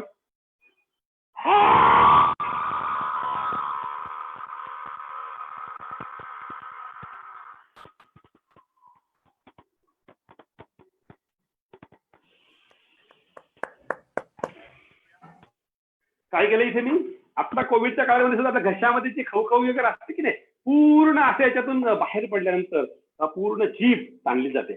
आता अमेरिकेमध्ये सॉरी परदेशामध्ये अमेरिकेतच एक संशोधन झालंय की त्यांनी काय केलं नुसतं जिभेचा व्यायाम करा फक्त सरळ साधी गोष्ट याच्यातून तो व्यायाम होतो. जीभ कशी बघा फक्त पुढे काढायची आणि ताणायची बघा. ओके. डावीकडे करायची उजवीकडे करायची. सूक्ष्म व्यायाम. यातून मुलाची वाचा दोष कमी करायला आपल्याला काय होते मदत होते. दुसरी गोष्ट त्याचे शब्दोच्चार सुधारतात. तिसरी गोष्ट त्याच्या स्नायूंचा तोंडाच्या चेहऱ्याचा व्यायाम होतो. दुसरी गोष्ट डोळ्यांची ज्यांना प्रॉब्लेम्स आहेत त्यांच्यासाठी हे डोळे घट्ट मिटायचे पूर्ण उघडायचे घट्ट मिटायचे पूर्ण उघडायचे. नंतर ही जे ओठ आहेत ते असे खेचायचे असे.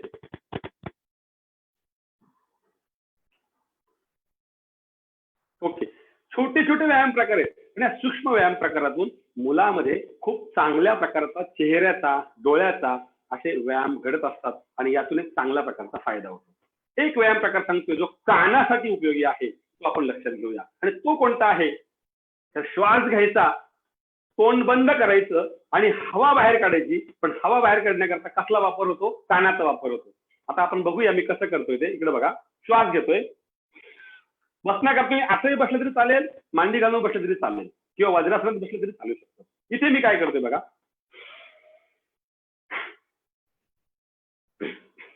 इथे मी काय करतोय, आतल्या आत मी श्वास बाहेर टाकतोय आणि आतल्या आत श्वास बाहेर टाकल्यामुळे तो कानातून बाहेर पडतो आणि कानाचे दडे बसणे, कानाचे जे विकार आहेत, पडद्याचे जे काही प्रॉब्लेम्स आहेत, याच्यामध्ये आपल्याला या क्रियेचा खूप चांगल्या प्रकारचा फायदा होतो. मित्रांनो, वेळेचं हे लक्षात घेता मला हे जास्त वेळ सेशन ताणता येणे शक्य नाही, पण काही क्रिया मी आपल्याला दाखवल्या. त्या सगळ्या क्रियामध्ये आपण सूक्ष्म व्यायाम पाहिले, काही योगाच्या क्रिया पाहिल्या, क्रियामध्ये योगासनं पाहिली. योगासनं खूप आहेत, म्हणजे मी स्वतः शीर्षासनापासून हे सगळे व्यायाम प्रकार मी स्वतः करतो. पण आपल्या मुलांना शीर्षासनापर्यंत नाही न्यायचं. आपण साधे साधे सोप्या सोप्या कृती आहेत ह्या सगळ्या एकत्र जर घेतल्या तर मुलं योगासनांचा वापर करून शरीराच्या ज्या काही कमतरता असतील, ज्या दुर्बलता असेल त्यावर काय करू शकतात, मात करू शकतात. ह्या आपण बघूया. आता आता ह्या सगळ्या गोष्टीतून आपण थोडंसं आता जाऊया प्राणायामाकडे जाऊया. प्राणायामासाठी एक 10 मिनिटं मी आपल्याला घेतोय आणि या 10 मिनिटामध्ये आवाज येतोय, कनेक्शन, हा ओके. मध्ये मध्ये मला आवाजाचं फक्त हे करत चला, म्हणजे मी म्हणजे मला वाटलं समजत नाही की मी आवाज येतोय की नाही. ओके, प्राणायामामध्ये आम्ही नेमकं काय करतोय, एक सुंदर सुभाषित आहे, नाडी शुद्धींच्या तत्पश्चात प्राणायामांच्या साधय. म्हणजे प्राणायाम करायचा असेल तर प्राण आयाम घेणं आणि सोडणं, पण याची एक विशिष्ट पद्धती आहे. आणि ती पद्धती कोणती, तर प्राणायाम करण्यासाठी नाडी शुद्धी केली पाहिजे. आपल्या 72,72,000 नाड्या आपल्या शरीरामध्ये आहेत असं म्हटलं जातं, त्यामध्ये पतंजली योगसूत्रामध्ये उल्लेख केलेला आहे. आणि ह्या नाड्या, मग यांचा व्यायाम कसा होतो, मुख्य नाड्या 3 आहेत, एक डावी नाडी, उजवी नाडी आणि मध्य नाडी. नाडी म्हणजे काय, आपल्या डाव्या नाकातून एक श्वास येतो, उजव्या नाकातून एक श्वास येतो आणि दोन्ही नाकातून श्वास बाहेर पडतो. ही सूर्य नाडी आहे उजव्या नाकातली, डाव्या नाकातली चंद्र नाडी आहे आणि मध्य नाडी तिला ब्रह्मनाडी म्हणतात. या नाड्यांचं संतुलन कसं साधलं जातं, मग देवपूजा करायची असेल तरी सुद्धा काही लोक प्राणायाम करून पूजेला बसतात, कारण तुमचं चित्त काय होते. तुम्हाला सांगू का, परीक्षेला जर मुलं बसली तर परीक्षेला सुरुवात करण्या अगोदर 1-2 वेळा जरी प्राणायाम केला, नाडी शुद्धी होते. आणि नाडी शुद्धीचा फायदा असतो की रक्तामध्ये ऑक्सिजनचं प्रमाण वाढतं आणि ऑक्सिजनचं प्रमाण वाढल्यानंतर तुमचं पूर्ण शरीर असं फ्रेश होतं. ते समजून घेऊया कसा प्रकार आहे.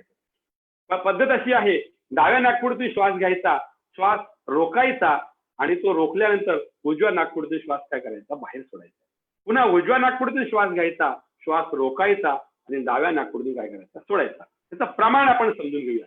4 बोलेपर्यंत श्वास घ्यायचा,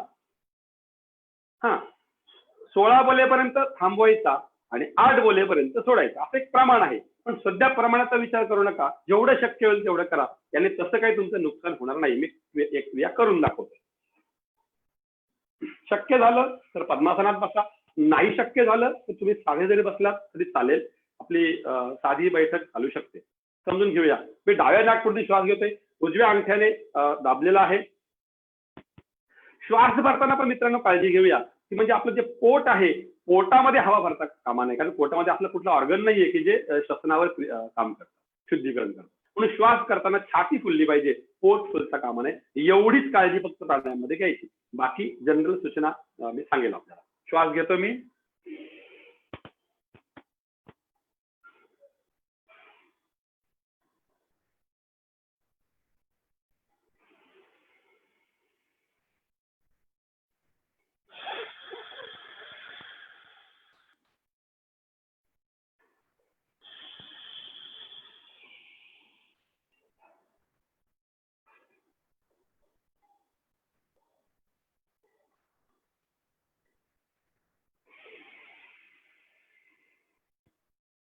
सरळ आणि साधी क्रिया आहे.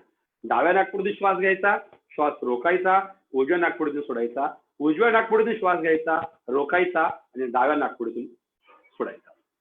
या प्रकारे त्याला नाडी शुद्धी म्हणतात. ही नाडी शुद्धी केल्यामुळे ही तुम्ही कधी करू शकता, देवपूजेच्या आधी करू शकता, परीक्षेच्या पेपरच्या आधी करू शकता, घरातून बाहेर पडण्यापूर्वी करू शकता. तुमचं मेमरी शांत फ्रेश राहते व रक्तातला ऑक्सिजनचा पुरवठा वाढतो आणि ते मूल असं जर करायची सवय लागली तर ते मूल निश्चितपणे फ्रेश राहून काम करू शकेल असा मला विश्वास आहे. ही झाली नाडी शुद्धी. आणि त्याच्या बरोबर फक्त थोडे प्रकार सांगतोय. आपल्याला प्राणायामामध्ये विद्यार्थ्यांना कपालभाती किंवा फार मोठे प्राणायाम शिकवायचे नाहीत मित्रांनो. हे सगळे प्रकार आपण पाहिले, रामदेवजी महाराजांच्या कार्यक्रमात पाहिले किंवा अनेक योग गुरूंच्या माध्यमातून तुम्ही पाहिलेले आहेत. फक्त मी महत्वाचे सांगतोय ते लक्षात घ्या. नाडी शुद्धी ही शक्य आहे मुलांना. दुसरं आहे दीर्घ श्वसन. मी आपल्याला सांगू इच्छितो, आत्ताच्या कोविड-19च्या काळामध्ये ज्याला कोविड पासून वाचायचंय त्याला दीर्घ श्वसन केलंच पाहिजे. याच्याकरता बंधन नाही, ते घरातच केलं पाहिजे. तुम्हाला जिथे शक्य होईल तिथे तुम्ही बसून करू शकता. करायचंय फक्त काय करायचं, दीर्घ श्वास घ्यायचा आणि सावकाश सोडायचा. सोडण्याच्या 2 पद्धती आहेत, त्या आपण लक्षात घेऊया. पहिली पद्धत कोणती बघा, नाकाने घ्यायचं, नाकाने सोडायचं. सावकाश घ्यायचं, कुठे घाई करायची नाही, ठसका मारायचं नाही, काही नाही. प्रकार कसा बघा,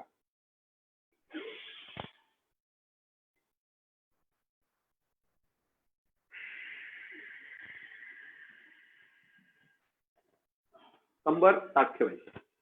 पुन्हा श्वास घ्यायचा,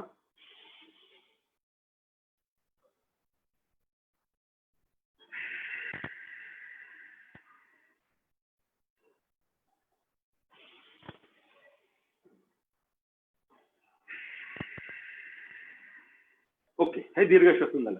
मी आपल्याला असं वाटेल की वेळ आपल्याला कमी पडेल, पण ज्या वेळेला मी मुद्रा सांगणार आहे त्यावेळेला मुद्रा आणि हे एकत्र जर आपण केलं तर दोघींचा वेळ एकत्र करून आपण वेळ सुद्धा वाचवता येतो. हा एक दीर्घ श्वसनचा प्रकार आहे. तिसरा एक दीर्घ श्वसनचा प्रकार आहे, तो म्हणजे कोणता, की नाकाने श्वास घ्यायचा आणि तोंडाने सोडायचा. हा तोही सोपा आहे, पण घशाच्या विकाराला खूप फायदेशीर आहे. श्वास कसा आहे, पद्धत कशी ती बघून घ्या. नाकाने श्वास घ्यायचा, तोंडाने सोडायचा.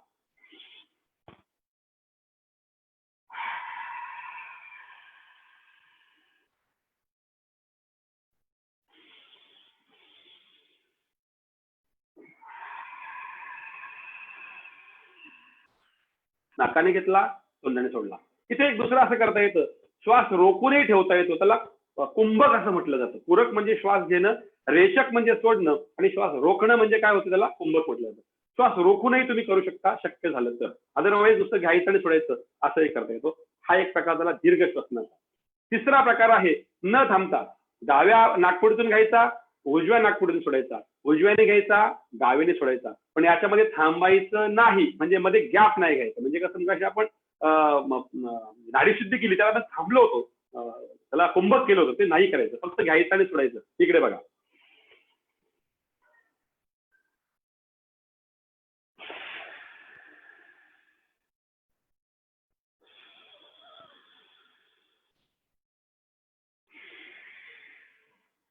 ओके. त्याला अनुलोम विलोम असं म्हटलं जातं. तर मित्रांनो, प्राणायाममध्ये 4-5 क्रिया आपण करूया. एक पहिली कोणती, नाडीशुद्धी करायचं. दुसरी डाव्या नाकपुडीतून घ्यायचं, उजवीतनं सोडायचं. तिसरी श्वास उंच घ्यायचं, श्वास सोडायचं, सावकाश सोडायचं. आणि चौथी नाकाने घ्यायचं, तोंडाने सोडायचं. अजून एक पद्धत आहे, तोंडाने घ्यायचं आणि नाकाने सोडायचं. तो पण प्रकार आहे. एवढे प्रकार आपण करू शकतो. याच्या व्यतिरिक्त मला सगळ्यांना विनंती असेल की फक्त दीर्घ श्वसन आणि नाडीशुद्धी हे 2 प्रकार जरी केले तरी फुफ्फुसांची क्षमता वाढते. लक्षात घ्या, फुफ्फुस आपल्याला दम लागतो, कारण या फुफ्फुसांची फुगण्याची क्षमता एवढी मोठी आहे. पण आपण काय करतो, जास्त श्वसनाचा वापर न केल्यामुळे फुफ्फुस फक्त एवढीच खोलतात, आणि ज्या वेळेला आपल्याला पर्वत चढण्याची गरज लागते त्यावेळेला ही फुफ्फुस खोलत नाहीत, कारण ती चिपकून बसलेली बसतात. म्हणून फुफ्फुस आपल्याला खोलण्याची सवय लागली तर फुफ्फुसांचा 100% वापर होतो, आणि मग दम लागणं, धाप लागणं हे प्रकार होत नाही. हा प्राणायामचा आपण इथे प्रकार करू शकतो. याच्या पुढे एका प्रकाराकडे जाऊया. मी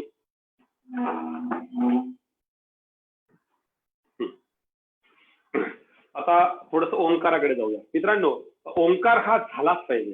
आपल्याला प्रश्न पडेल की ओंकार का करायचा. ओंकार म्हणजे हे फक्त एक वैश्विक प्रतीक आहे, आपण लक्षात घेऊया. त्याला एक वेगळं धार्मिक रूप द्यायची आवश्यकता वाटत नाही. त्यामध्ये अ, उ आणि म या 3 ध्वनींचा वापर केला जातो. जगात हे विश्वामध्ये 3 मूळ ध्वनी मानले जातात. खरं सांगू का, आपण लक्षात घ्या, ज्याला जीभ नाही हा सुद्धा याचे उच्चार करू शकतो. ज्याला उच्चार करता येत नाही, ज्याला बोलता येत नाही, तो सुद्धा त्याचा उच्चार करू शकतो. ते म्हणजे 3 ध्वनी. तो म्हणजे कोणते, अ, उ आणि म. आपण बघूया, अ करता कसली गरज लागते.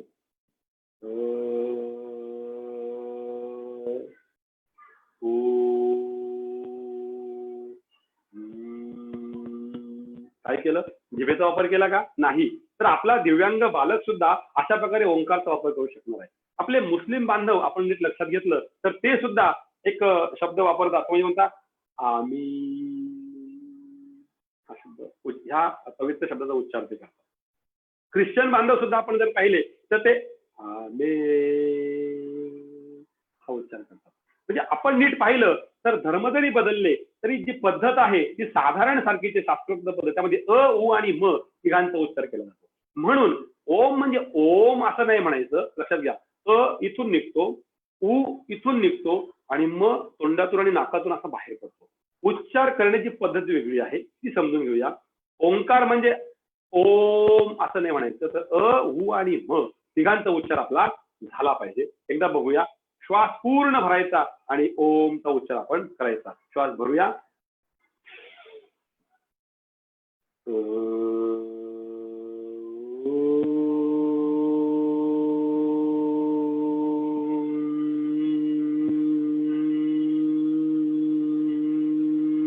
लांब जायचं. ओके. उ आणि म तिघांचा उच्चार अस्पष्ट झाला पाहिजे, तो प्रयत्न करायचा. ही ओंकार म्हणण्याची पद्धत आहे. एकदा परत बघूया.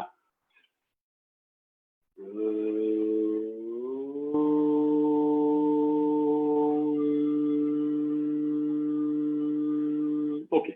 हा ओंकारची पद्धत. वेळेचं हे लक्षात घेऊन मी परत त्या ठिकाणी ओंकार आहे तो आपण करू शकतो.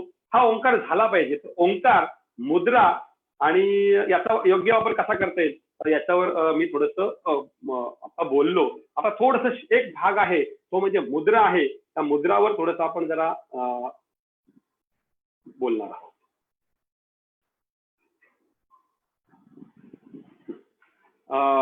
मित्रांनो,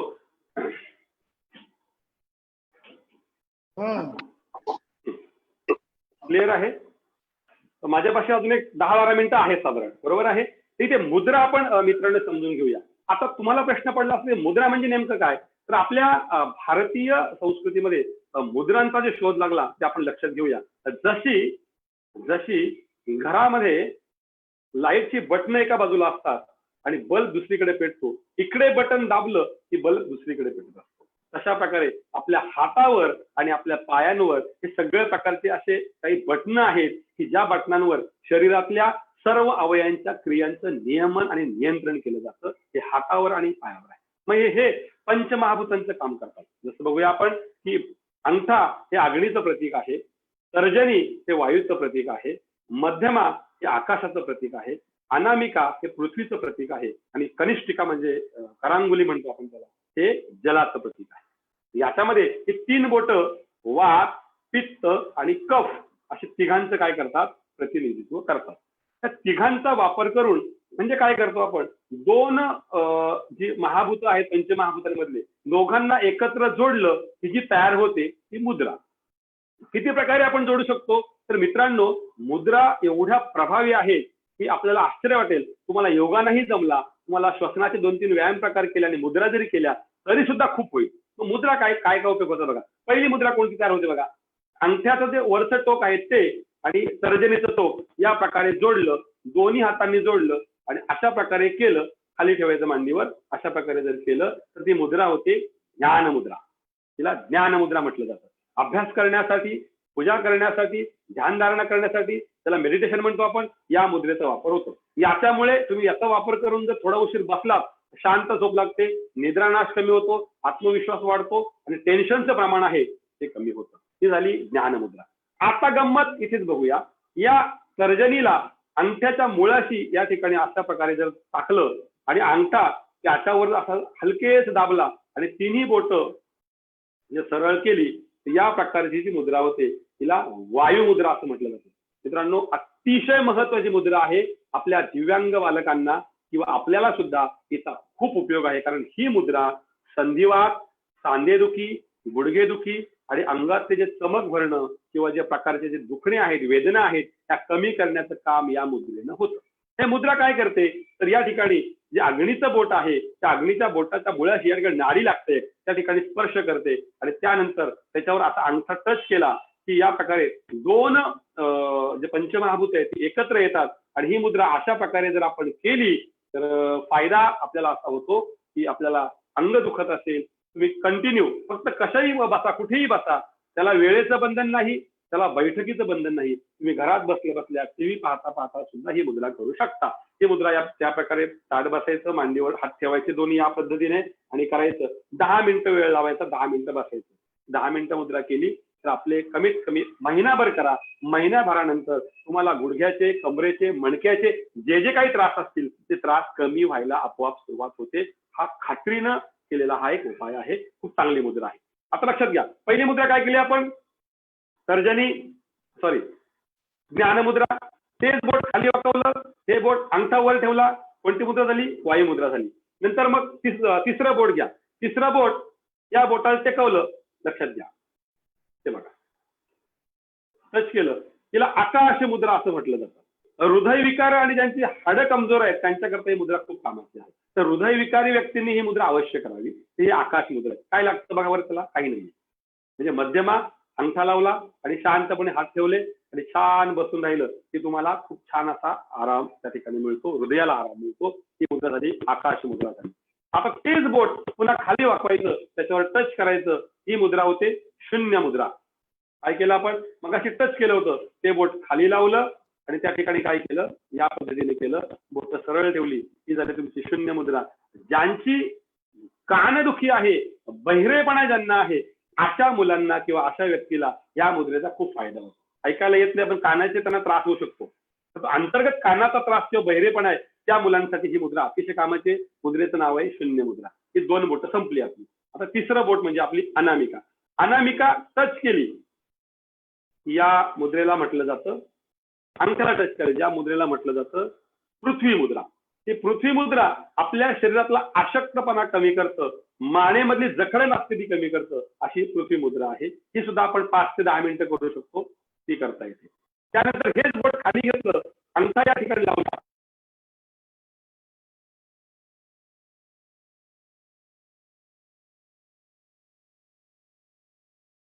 आहे थायरॉइडचे प्रॉब्लेम्स आहेत त्यांनी या मुद्रेमध्ये फक्त असं बसायचं आणि छानपैकी असं बसून राहिलं की खूप चांगला आराम मिळतो. आपल्या दिव्यांग विद्यार्थ्यांना याचा निश्चितपणे आपण काय करून देऊ शकतो, लाभ आपण देऊ शकतो. शेवटची 2 मुद्रा दाखवतोय की ही शेवटची जी करांगुली आहे ती या प्रकारे जोडायची. या प्रकारे जोडल्यानंतर पुन्हा आपण मांडीवर ठेवायचं, छान बसायचं.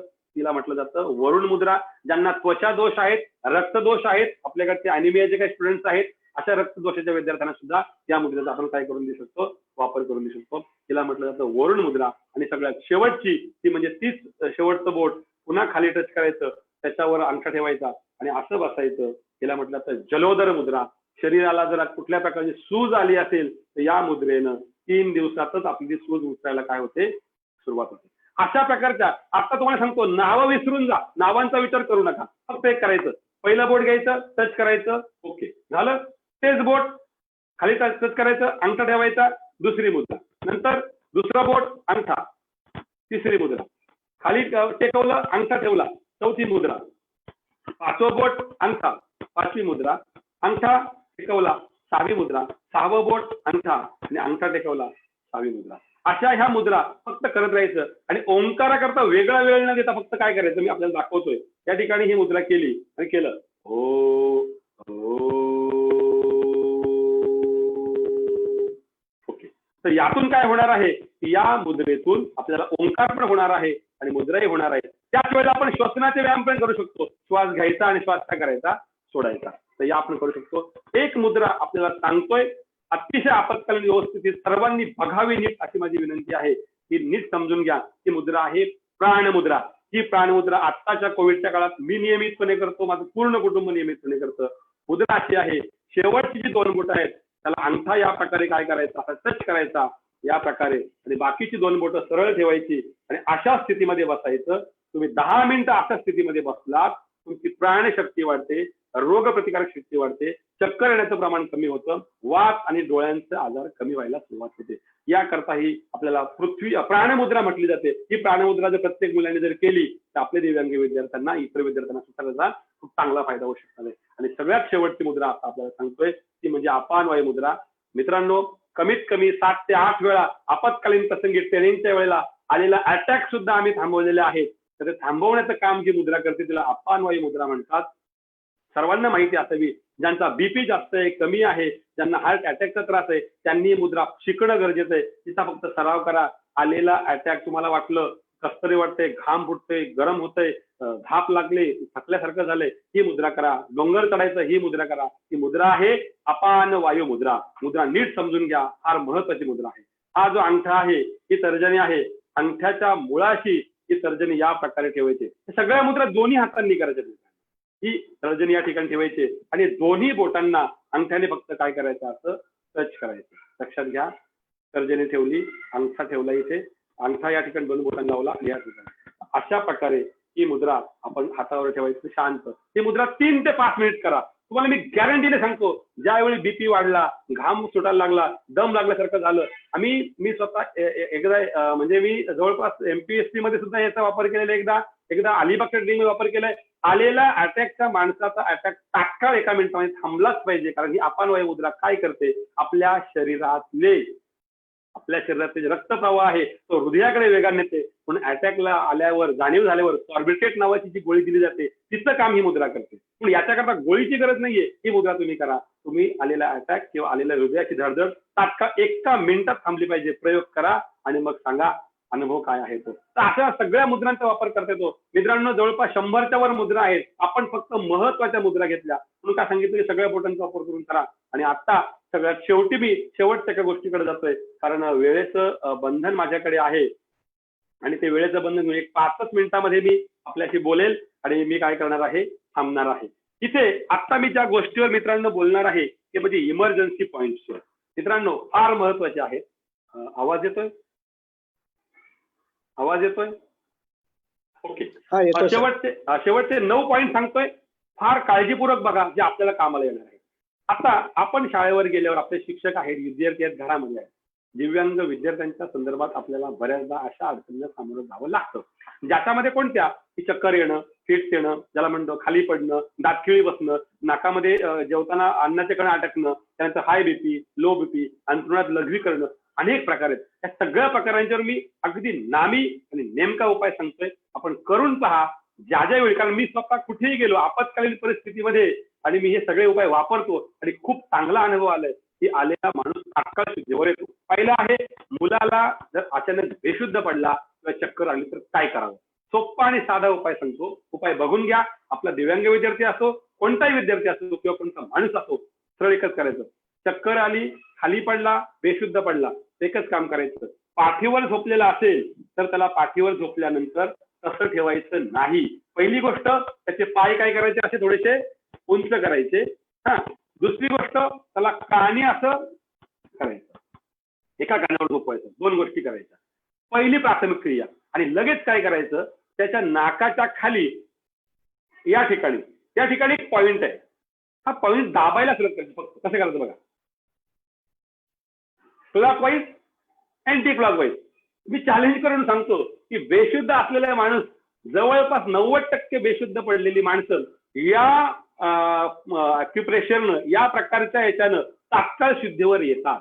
पण समजा एखादा अजूनही नाही शुद्धीवर आला तर अजून एक पॉइंट सांगतोय. तो पॉइंट पायावर आहे. त्या पॉइंटला आपण जर प्रेशर केलं तर तो शुद्धीवर आलाच पाहिजे. ते आपण लक्षात घेऊया. मी आपल्याला पाय या ठिकाणी दाखवतोय आणि पायाचा हा जो मी जे बोट ठेवलंय या ठिकाणी आपण काय करायचं, अंगठ्याने असं दाबायला काय करायची, सुरुवात करायची. तर हे कोण करू शकतो, लक्षात घ्या.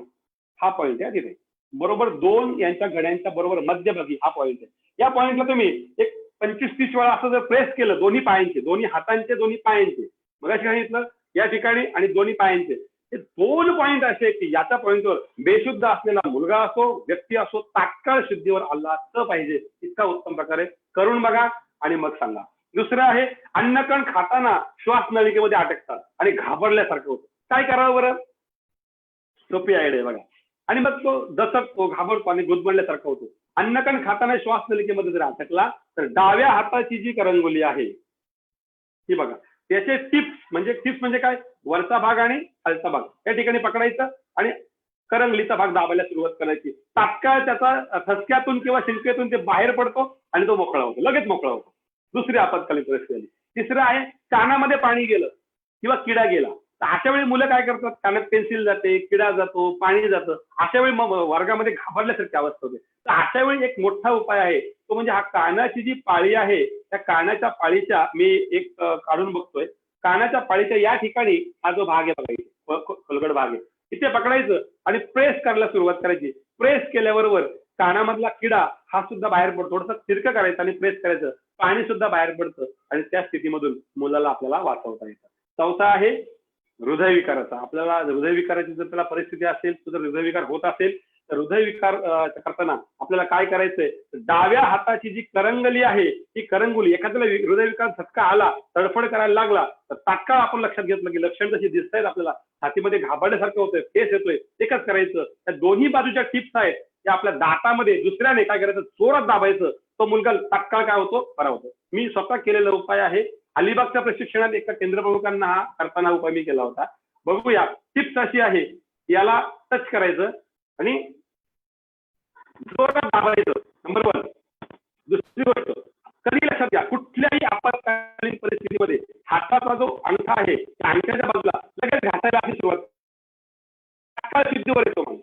दोन्ही हातांनी करायचं, तसंच पायाचं करायचं. ते इथे हृदयविकाराचा झटका असेल तर त्याची ती मुद्रा मगाशी मी सांगितली होती, ती मुद्रा आपण लावून द्यायची.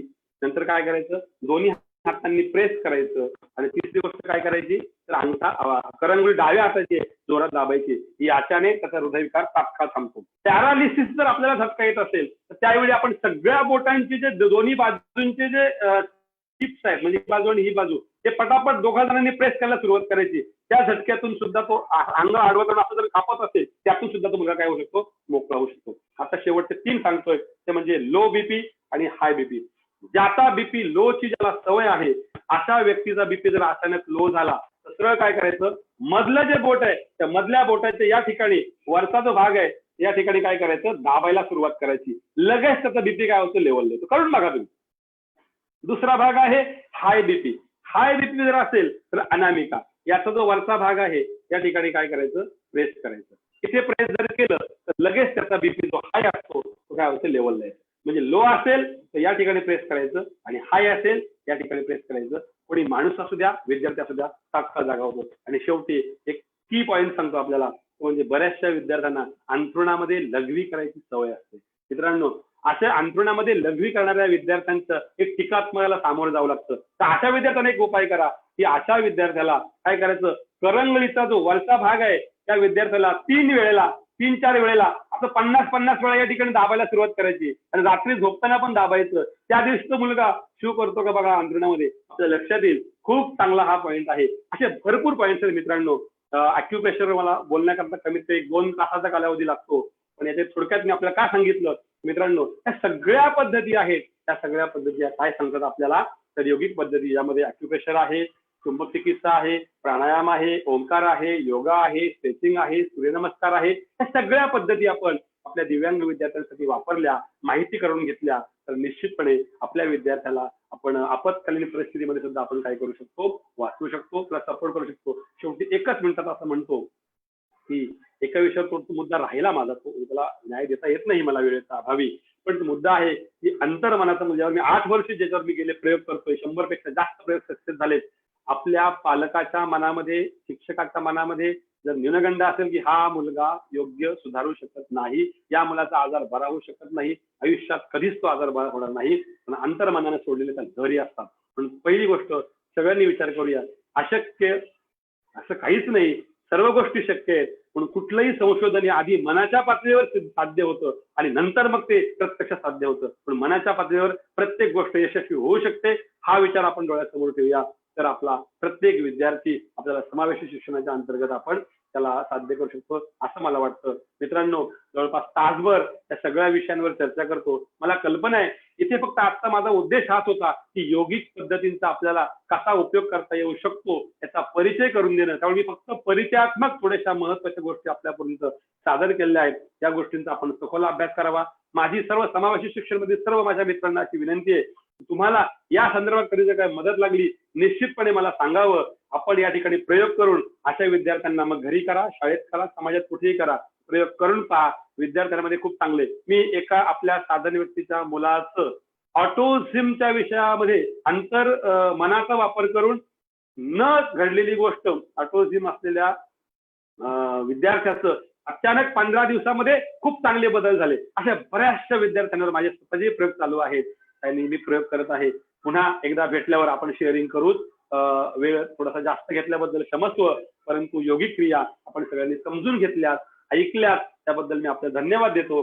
माझ्या डाएटमधील सर्व ज्येष्ठ अधिकारी यांचा सपोर्ट मिळाल्यामुळे त्यांनाही धन्यवाद देतो. आणि आपण सर्वजण, ज्यामध्ये वेखंडे सर आहेत, चव्हाण सर आहेत, बोराडे सर आहेत, आणि आपण सर्व MAIP चे सर्व सदस्य आहेत त्या सर्वांना मी मनापासून धन्यवाद देतो. आणि माझा विचार आपण स्वीकारला, फक्त मी विचार मांडलाय, आपण त्याचा प्रत्यक्ष करावा, उपयोग करावा आणि मग तो स्वीकारावा अशी मी आपल्याला विनंती करतो. जे न्यून राहिला असेल त्याबद्दल क्षमस्व, चांगला असेल ते आपण घ्यावं हा विचार आपल्या पुन्हा ठेवतो आणि सर्वांना धन्यवाद देऊन त्या ठिकाणी मी थांबतो. धन्यवाद.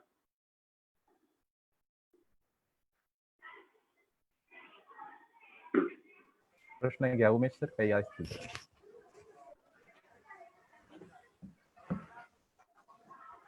उमेश सर प्रश्न घ्या काही असतील तर. धन्यवाद सर. चौधरी सर आवाज येतोय? येस येस आवाज येतोय. धन्यवाद Yes. धन्यवाद. बोला. हॅलो. येतोय. काही शंका असतील तर आपण एक थोडक्यात चर्चा करू. सर आवाज येतोय माझा चौधरी सर? येतो येतो आवाज येतो आपला सर. माझा आवाज येतो का? हो हो येतोय सर. Yes yes. सर सर्वप्रथम आपले आभार कसे मानावेत, म्हणजे काही कमेंट्स या सेशन चालू असताना येत होते, त्यातली कमेंट्स एक तर अशी होती सर की तुमचे आभार आणि आजपर्यंतचं हे जे सेशन झालेलं आहे हे खूप सुंदर आणि प्रत्यक्ष ऍक्टिव्हिटी करून तुम्ही दाखवल्यात, ते सर्व श्रोत्यांना खूप भावलेले आहेत आणि सर्वांनी खूप चांगला प्रतिसाद दिलेला आहे. खरं तर सर आपण एक तासापासून जे मार्गदर्शन करत आहात ते सर्वांसाठी खूप महत्वाचं आणि मोलाचं आहे. कारण तुम्ही जे ज्ञान आज आम्हाला दिलेलं आहे ते खरंच एक आरोग्याचं धन आमच्यासाठी तुम्ही एक मार्गदर्शन दिलेलं आहे एक तासाभरापासून. सर सुरुवातीला मी जे म्हटलं होतं की कुठे एका पुस्तकामध्ये वाचलं होतं की विश्वामध्ये निर्माण होणारी प्रत्येक गोष्ट ही सर्वप्रथम विचारामध्ये तिची निर्मिती होते. आणि खरंच सर नक्की आज तुमचं सेशन हे पूर्णतः ऐकल्यानंतर खरंच असं वाटतंय की तुम्ही आज विचार आमच्यासाठी तो दिलेला आहे की दिव्यांग मुलांच्या सर्वांगीण प्रगतीसाठी यौगिक पद्धती. खरं तर सर सुरुवातीला 2 दिवसापासून आपण फेसबुक पोस्टवर किंवा ग्रुपवर हा विषय दिला होता, परंतु सर्वांच्या मनामध्ये एक शंका होती की नक्की यौगिक पद्धती काय असेल. माझ्या मनामध्ये सर सुद्धा एवढं स्पष्टता नव्हती की यौगिक पद्धतीमध्ये असा विचार केला जाईल. परंतु सर तुम्ही एक तासाभरापासून जी यौगिक पद्धती दिव्यांग मुलांसाठीच नाही तर सर्व बांधवांसाठी, सर्व व्यक्तीसाठी, या कोरोनाच्या कालावधीमध्ये तर सर्व प्रत्येक व्यक्तीसाठी ही खूप आवश्यक यौगिक पद्धती तुम्ही सांगितलेली आहे. खूप मोलाचं मार्गदर्शन सर तुम्ही दिलेलं आहे. खरंच बघायला गेलं तर बाजारामध्ये आज पैसे देऊन सुद्धा अतिशय हे महत्वाचं मार्गदर्शन मिळू शकत नाही सर. अशा सुद्धा काही प्रतिक्रिया आपल्यापर्यंत आलेल्या आहेत. सर आपले आभार मानावे तेवढे कमीच आहेत, परंतु हे सुरू असताना सर्वांच्या प्रतिसादामुळं हे सर्व काही शक्य होत आहे सर. त्याच्यामध्ये एक असा विचार आहे सर की कुठलाही व्यायाम प्रकार किंवा योगा प्रकार करून घेण्यासाठी तो जर योग्य वेळी आणि योग्य वेळी केल्यानंतर त्याचा नक्कीच लाभ होऊ शकेल. तर एक असा प्रश्न होता की जेवणापूर्वी किंवा जेवणानंतर किंवा कधी दिवसभराच्या कोणत्या वेळामध्ये हे योगा, सूर्यनमस्कार किंवा मुद्राचे प्रकार करावेत, याबद्दल आपण काय सांगू शकाल सर? निश्चित सर. माझा मुद्दा तो आय थिंक राहिला, कारण हे सगळे मुद्दे करताना एक लक्षात घेऊया आपण की उपवाशी पेटी व्हायला हवं. त्यामुळे सूर्यनमस्कार, योगा आणि स्ट्रेचिंग हे आपण सकाळी उठल्याबरोबर केलेलं चांगलं आणि त्यामध्ये उपवाशी पोटी असल्यावर फ्रेश व्हावं, पोट साफ झालं की करावं. आणि दुसरी गोष्ट तुम्ही करून पहा, जर पोट साफ होत नसलं स्ट्रेचिंग करा, एक 10 मिनिटात तुम्ही पोट साफ होणार तुमचं, मग तुम्ही योगिक प्रकार करा. राहिली गोष्ट आंघोळी पूर्वी केले तरी चालेल, पण आंघोळी नंतर केल्यावर सूर्यनमस्कार आणि योगा आणि प्राणायाम उत्तम त्याचे स्फूर्तीदायक होते. हा एक भाग झाला. राहिली गोष्ट मुद्रा या कधी कराव्यात, तर मुद्रा करण्याकरता कसलंच बंधन नाही. फक्त एवढीच काळजी घ्यायची की जेवल्यानंतर अर्धा तास तरी तुम्ही थांबावं. मुद्रा कुठेही करू शकता. बसमध्ये बसलात मुद्रा करा, बसा, चालतात. घरी बसलात, टीव्ही पाहतायत, मुद्रा करा, चालतात. आसनाचं बंधन नाही, पण याचा अर्थ असा नाही की चालता बोलता खाता पिता मुद्रा कराव्यात. त्याचं पण एक थोडंसं तत्व आहे की एका ठिकाणी बसून करावे. तर माझी सगळी विनंती असेल, याला कधी वेळ मिळेल, याला वेळ मिळेल. टीव्ही पाहतायत, मुद्रा करता करता वज्रासनात बसा, पद्मासनात बसा, साधं बसा, मुद्रा करा, वेळ देऊ शकता. मुद्रा आणि ओंकार, मुद्रा आणि श्वसन क्रिया एकत्र केल्या तर जाणारा वेळ आपण काय करू शकतो, कमी करू शकतो. त्यावेळी मुद्रा कराल ना, त्यावेळी श्वास घ्या, श्वास सोडा, त्यावेळी ओम उच्चार करा. म्हणजे मुद्रा, ओंकार आणि श्वास एकत्र होऊ शकतो. आणि हे कधीही करू शकतो आपण, झोपताना करू शकतो. एकदा झोपताना एक मुद्रा सगळ्यांना सांगतोय, ज्याला शांत झोप लागत नाही त्यांच्याकरता सांगतोय की करंगळीच्या बाजूला या ठिकाणी हा एक पॉइंट आहे. इथे रात्री झोपण्यापूर्वी फक्त इथे, कुठे माहितीये का, इथे झोपण्यापूर्वी असं करा आणि बेडवर पडा, 5 मिनिटात तुम्ही घोरायला लागता. इतकी सुंदर मुद्रा आहे ती. म्हणजे मुद्रा ह्या कधीही करता शकतात, त्याला बंधन नाही. फक्त जेवल्यानंतर अर्ध्या तासाने करावं आणि थोडंसं शांतपणे करावं. धाप लागलेली असताना करायचं नाही, शरीर शांत करावं. Okay sir. ओके, धन्यवाद सर. अतिशय मार्मिक असं मार्गदर्शन आम्हा सर्वांना मिळालं. तर आपण आता एक समारोपाच्या सत्राकडे वळूया. मी विकास चव्हाण सर यांना विनंती करतो की त्यांनी त्यांच्याकडे काही आलेले प्रश्न असतील ते घ्यावे आणि पाहुण्यांचं आभार मानावे. धन्यवाद सर. हा खरं सर. तर चौधरी सर म्हणजे निरोगी राहण्याचा विचार एक महत्वाचा योग आज या ठिकाणी घडवून आणला. प्रश्न तसे नाहीत सर. जसे जसे प्रश्न येत गेले मी ते लिहत गेलो, परंतु लगेच दुसऱ्या वाक्यात, तिसऱ्या वाक्यात किंवा 2 मिनिटानंतर लगेच त्याचं उत्तर मिळत गेलं. लवचिकते संदर्भात, मानेच्या आजारासंदर्भात, पाठीच्या आजारासंदर्भात, या संदर्भात एक एक प्रश्न येत होते, परंतु वेगवेगळ्या आसनामधून ते आपण प्रत्यक्ष करून दाखवलेले आहेत.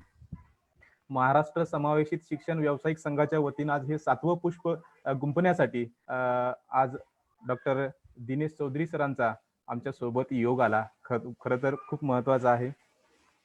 निरोगी राहण्याचा एक विचार, एवढंच नाही तर समावेशित विचार, विद्यार्थी हा दृष्टिकोन मूळतः ठेवून, खरं तर दिव्यांग वेगळा, सर्वसामान्य वेगळा, हे वेगवेगळे विचार अनेकदा मांडले जातात बोलताना, सांगताना, परंतु आपण विद्यार्थी हा सर्वसमावेशी दृष्टिकोन आपल्या समोर ठेवलात. दिव्यांग विद्यार्थीच नाही तर सर्वांसाठी योगा किती महत्वाचा आहे यासाठी सुद्धा महत्वाचे आसन आपण प्रत्यक्षात दाखवलेत. दुसरं महत्वाचं म्हणजे सुसंस्कृत, म्हणजे एकदम संस्कृत सुभाषितांचा वापर करून सुद्धा, उदाहरणादाखल सुद्धा प्रत्येक गोष्ट आम्हाला पटवून सांगितलीत. दुसरं महत्वाचं म्हणजे प्रत्येक व्यक्तीची, बालकांची, दिव्यांग असेल किंवा सर्वसामान्य मुलगा असेल तर त्या विद्यार्थ्यांची शिकण्याची शैली आणि त्या शैलीनुसार कशा प्रकारचे आसनं आपण घेतली पाहिजेत याचा सुद्धा सर्वसामान्यपणे आपण यामध्ये बोलताना आपण सांगितलेत. एवढंच नाही तर हे योगा शास्त्रीय पद्धतीनं कसा अभ्यास पाठीमागे केला आणि कोणते योगाचे प्रकार आपण प्रत्यक्षात या विद्यार्थ्यासोबत आपण उपयोगी आणू शकतो याविषयी सुद्धा एक महत्वाचा विचार मांडलात. खूप महत्वाचा आहे. एवढेच नव्हे तर दिव्यांगाच्या प्रवर्गानुसार वाचा शुद्धीसाठी, त्याच्यानंतर मग महत्वाचं म्हणजे विद्यार्थी फिट्स येऊन, आकडी येऊन जरी पडत असेल तर त्यावेळेस सुद्धा वेगवेगळ्या मुद्रा आहेत, वेगवेगळे पॉईंट्स आहेत, अक्युप्रेशरचे पॉईंट आहेत. दुसरं महत्वाचं म्हणजे पद्मासन, वक्षासन, ताडासन ही आसनाची प्रकार. त्याचबरोबर प्राणायाममध्ये सुद्धा आपण दीर्घ श्वसन, अनुलोम विलोम यासारख्या महत्वाच्या गोष्टी आपण सांगितल्यात. खरंच खूप महत्वाचं हे पूर्ण सेशन आहे. प्रत्येक आसन सुद्धा सर्वसामान्य व्यक्तींसाठी, दिव्यांग विद्यार्थ्यांसाठी तर आहेच आहे, सर्वसामान्य व्यक्तींसाठी सुद्धा, ज्यांची 40शी ओलांडली आहे त्यांच्यासाठी खूप महत्वाचे आपण करून दाखवलेल्या. ह्या सगळ्या गोष्टी खूप महत्वाच्या होत्या. स्ट्रेचिंगची एक महत्वाची वाटली, त्याच्यामध्ये जे सहज करू शकतो, व्यायाम आणि योगा या दोन्हीमध्ये कसा फरक आहे हे सुद्धा आपण पटवून सांगितलं. त्यामुळं खरंच ह्या 7वं पुष्प आमच्यासाठी खूप प्रेरणादायी आहे, निरोगी आहे, निरामय आहे असं म्हणायला हरकत नाही सर. खरं तर शिक्षण, योगा, दिव्यांग आणि अध्ययन शैली या चारीची गुंफण करून आपण सांगितलेली माहिती ही खूप महत्वाची वाटली. तर आम्हाला आणखी अॅक्युप्रेशर, योगिक अभ्यास पद्धती याविषयी नक्कीच आपण पुढे वेळ द्याल ही आशा व्यक्त करतो आणि आपले खूप खूप आभार या ठिकाणी मी व्यक्त करतोय. दुसरे महत्वाचं म्हणजे डायट पनवेल जिल्हा रायगड येथून ज्येष्ठ अधिवक्ता सन्माननीय भारत पवार सर सुद्धा पूर्ण वेळ आमच्या सोबत उपस्थित आहेत, त्यांचे सुद्धा खूप खूप आभार. त्याचबरोबर डायट पनवेल जिल्हा रायगडचे सुभाष महाजन सर सुद्धा अधिवक्ता या ठिकाणी उपस्थित आहेत, त्यांचे सुद्धा खूप खूप आभार. हे कार्य सर्व राज्यभर पसरवण्यासाठी आम्हाला नेहमीच प्रेरणा मिळते ती आदरणीय काकडे सरांची, अजयजी काकडे सर सुद्धा पूर्ण वेळ या सेशनला उपस्थित आहेत, त्याबद्दल त्यांचे सुद्धा खूप खूप मी आभार मानतो. दुसरं एक महत्वाचं म्हणजे की राज्यातील समावेशनासाठी काम करणारी जी सर्वसामान्य मंडळी आहेत, जी सर्व मंडळी आहेत ह्या पूर्ण सत्राचा लाभ नक्कीच घेतील. त्याचबरोबर फेसबुकशी जोडलेले आमचे सर्व मित्र, युट्यूबशी जोडलेले सर्व मित्र, अनेक जण या ठिकाणी असा प्रश्न केलेला आहे की हा व्हिडिओ किंवा हे एक एक आसन जे आहेत परत परत पाहण्यासाठी आमची यूट्यूबची लिंक नक्कीच पाहत चला. त्याच्यावर तुम्हाला परत परत मिळणार आहे. ट्विटरशी जोडलेले आमचे सर्व मित्र. दुसरं महत्त्वाचं म्हणजे हे सेशन पाहण्यासाठी अनेक वाचा उपचार तज्ञ, अनेक फिजिओथेरपिस्ट या ठिकाणी पाहत आहेत. त्यांना सुद्धा ही नव्यानं माहिती योगिक पद्धतीचा आपल्या शिक्षणामध्ये अधिक चांगल्या प्रकारे करता येईल याची सुद्धा माहिती मिळालेली आहे. हे कार्य पूर्ण पडण्यासाठी सर्वात महत्त्वाचं म्हणजे ही MEIP ही बॅकग्राऊंडची टीम आहे. त्या सर्वांचं सुद्धा खूप खूप आभार. आम्हाला पुनश्च एकदा आणखी वेळ द्याल अशी अपेक्षा व्यक्त करून आम्ही थांबतो सर. धन्यवाद. धन्यवाद. सर, एकच मिनिट. खरं तर आभार मानल्यानंतर आपल्या सत्राचं सांगता होत असते, परंतु एक प्रश्न आपला राहून गेला की जो बोला ना. वारंवार विचारला जात आहे, तर त्या प्रश्नाचं आपण उत्तर देण्याचा नक्कीच प्रयत्न करूया. चालेल. सर, प्रश्न असा आहे की शाळेमध्ये एखाद्या विद्यार्थ्याला आकडी आली किंवा फिट्स आले, तर त्यावेळेस त्या विद्यार्थ्याची मदत कशा पद्धतीने करता येऊ शकते, असा एक प्रश्न वारंवार विचारला जात आहे. एक सांगतो. सगळ्यात महत्वाचं मगाशी बोललो, आताही बोलतो परत एकदा, की आता मी सांगितलं हे सगळं लक्षात ठेवा, पण त्याच्यावर एक गोष्ट आकडी आली की तो मुलगा असं चक्कर आल्यासारखं एकदम फेस वगैरे येतो, खाली पडतो. अशा वेळी एकच करायचं, त्याचा जो हा भाग आहे ना इथे बघा, असं पकडतो की नाही आपण, इथे पकडून प्रेस करायला सुरुवात करायची. नंबर 1, प्रेस करायला सुरुवात करायची. प्रेस केल्यावर तात्काळ तो बरा वाटतो. आणि ज्या मुलांना एक 6 वर्षाचे आपली जे मुलं आहेत ज्यांना आकडीचा जो त्रास होतो, तर अशा वेळेला आकडी करता सगळ्यात महत्वाचं, त्याचे जे पाय आहेत ना, ते पाय थोडेसे असे काय करायचे, वर करायचे. त्याला एका कानावर झोपवायचं आणि दोन्ही हातांचं त्या ठिकाणी काय करायचं, प्रेशर करायला काय करायची, सुरुवात करायची. आणि याच्या बरोबर या ठिकाणी सुद्धा प्रेस करायचं. तो मुलगा तात्काळ आकडीतून लगेच शुद्धीवर येतो. आणि एकच सांगतो, सगळ्यांनी एक लक्षात घ्या, मला ॲक्युप्रेशरवर बोलायला वेळ कमी पडला. एक सांगतो, काहीच करू नका, विचार करू नका. सगळी बोटं आहेत ना, त्या सगळ्या बोटांना फक्त असं घासायचं आणि ओढायचं, घासायचं आणि ओढायचं. सगळ्या बोटांचा व्यायाम तुम्ही करा. इतका सुंदर व्यायाम आहे की सगळ्या प्रकारचे ॲक्युप्रेशरचे पॉईंट तुमचे दाबले जातात. Okay, thank you. ओके, धन्यवाद सर. पुन्हा एकदा आपले खूप खूप आभार. धन्यवाद. धन्यवाद चव्हाण सर. थँक्यू.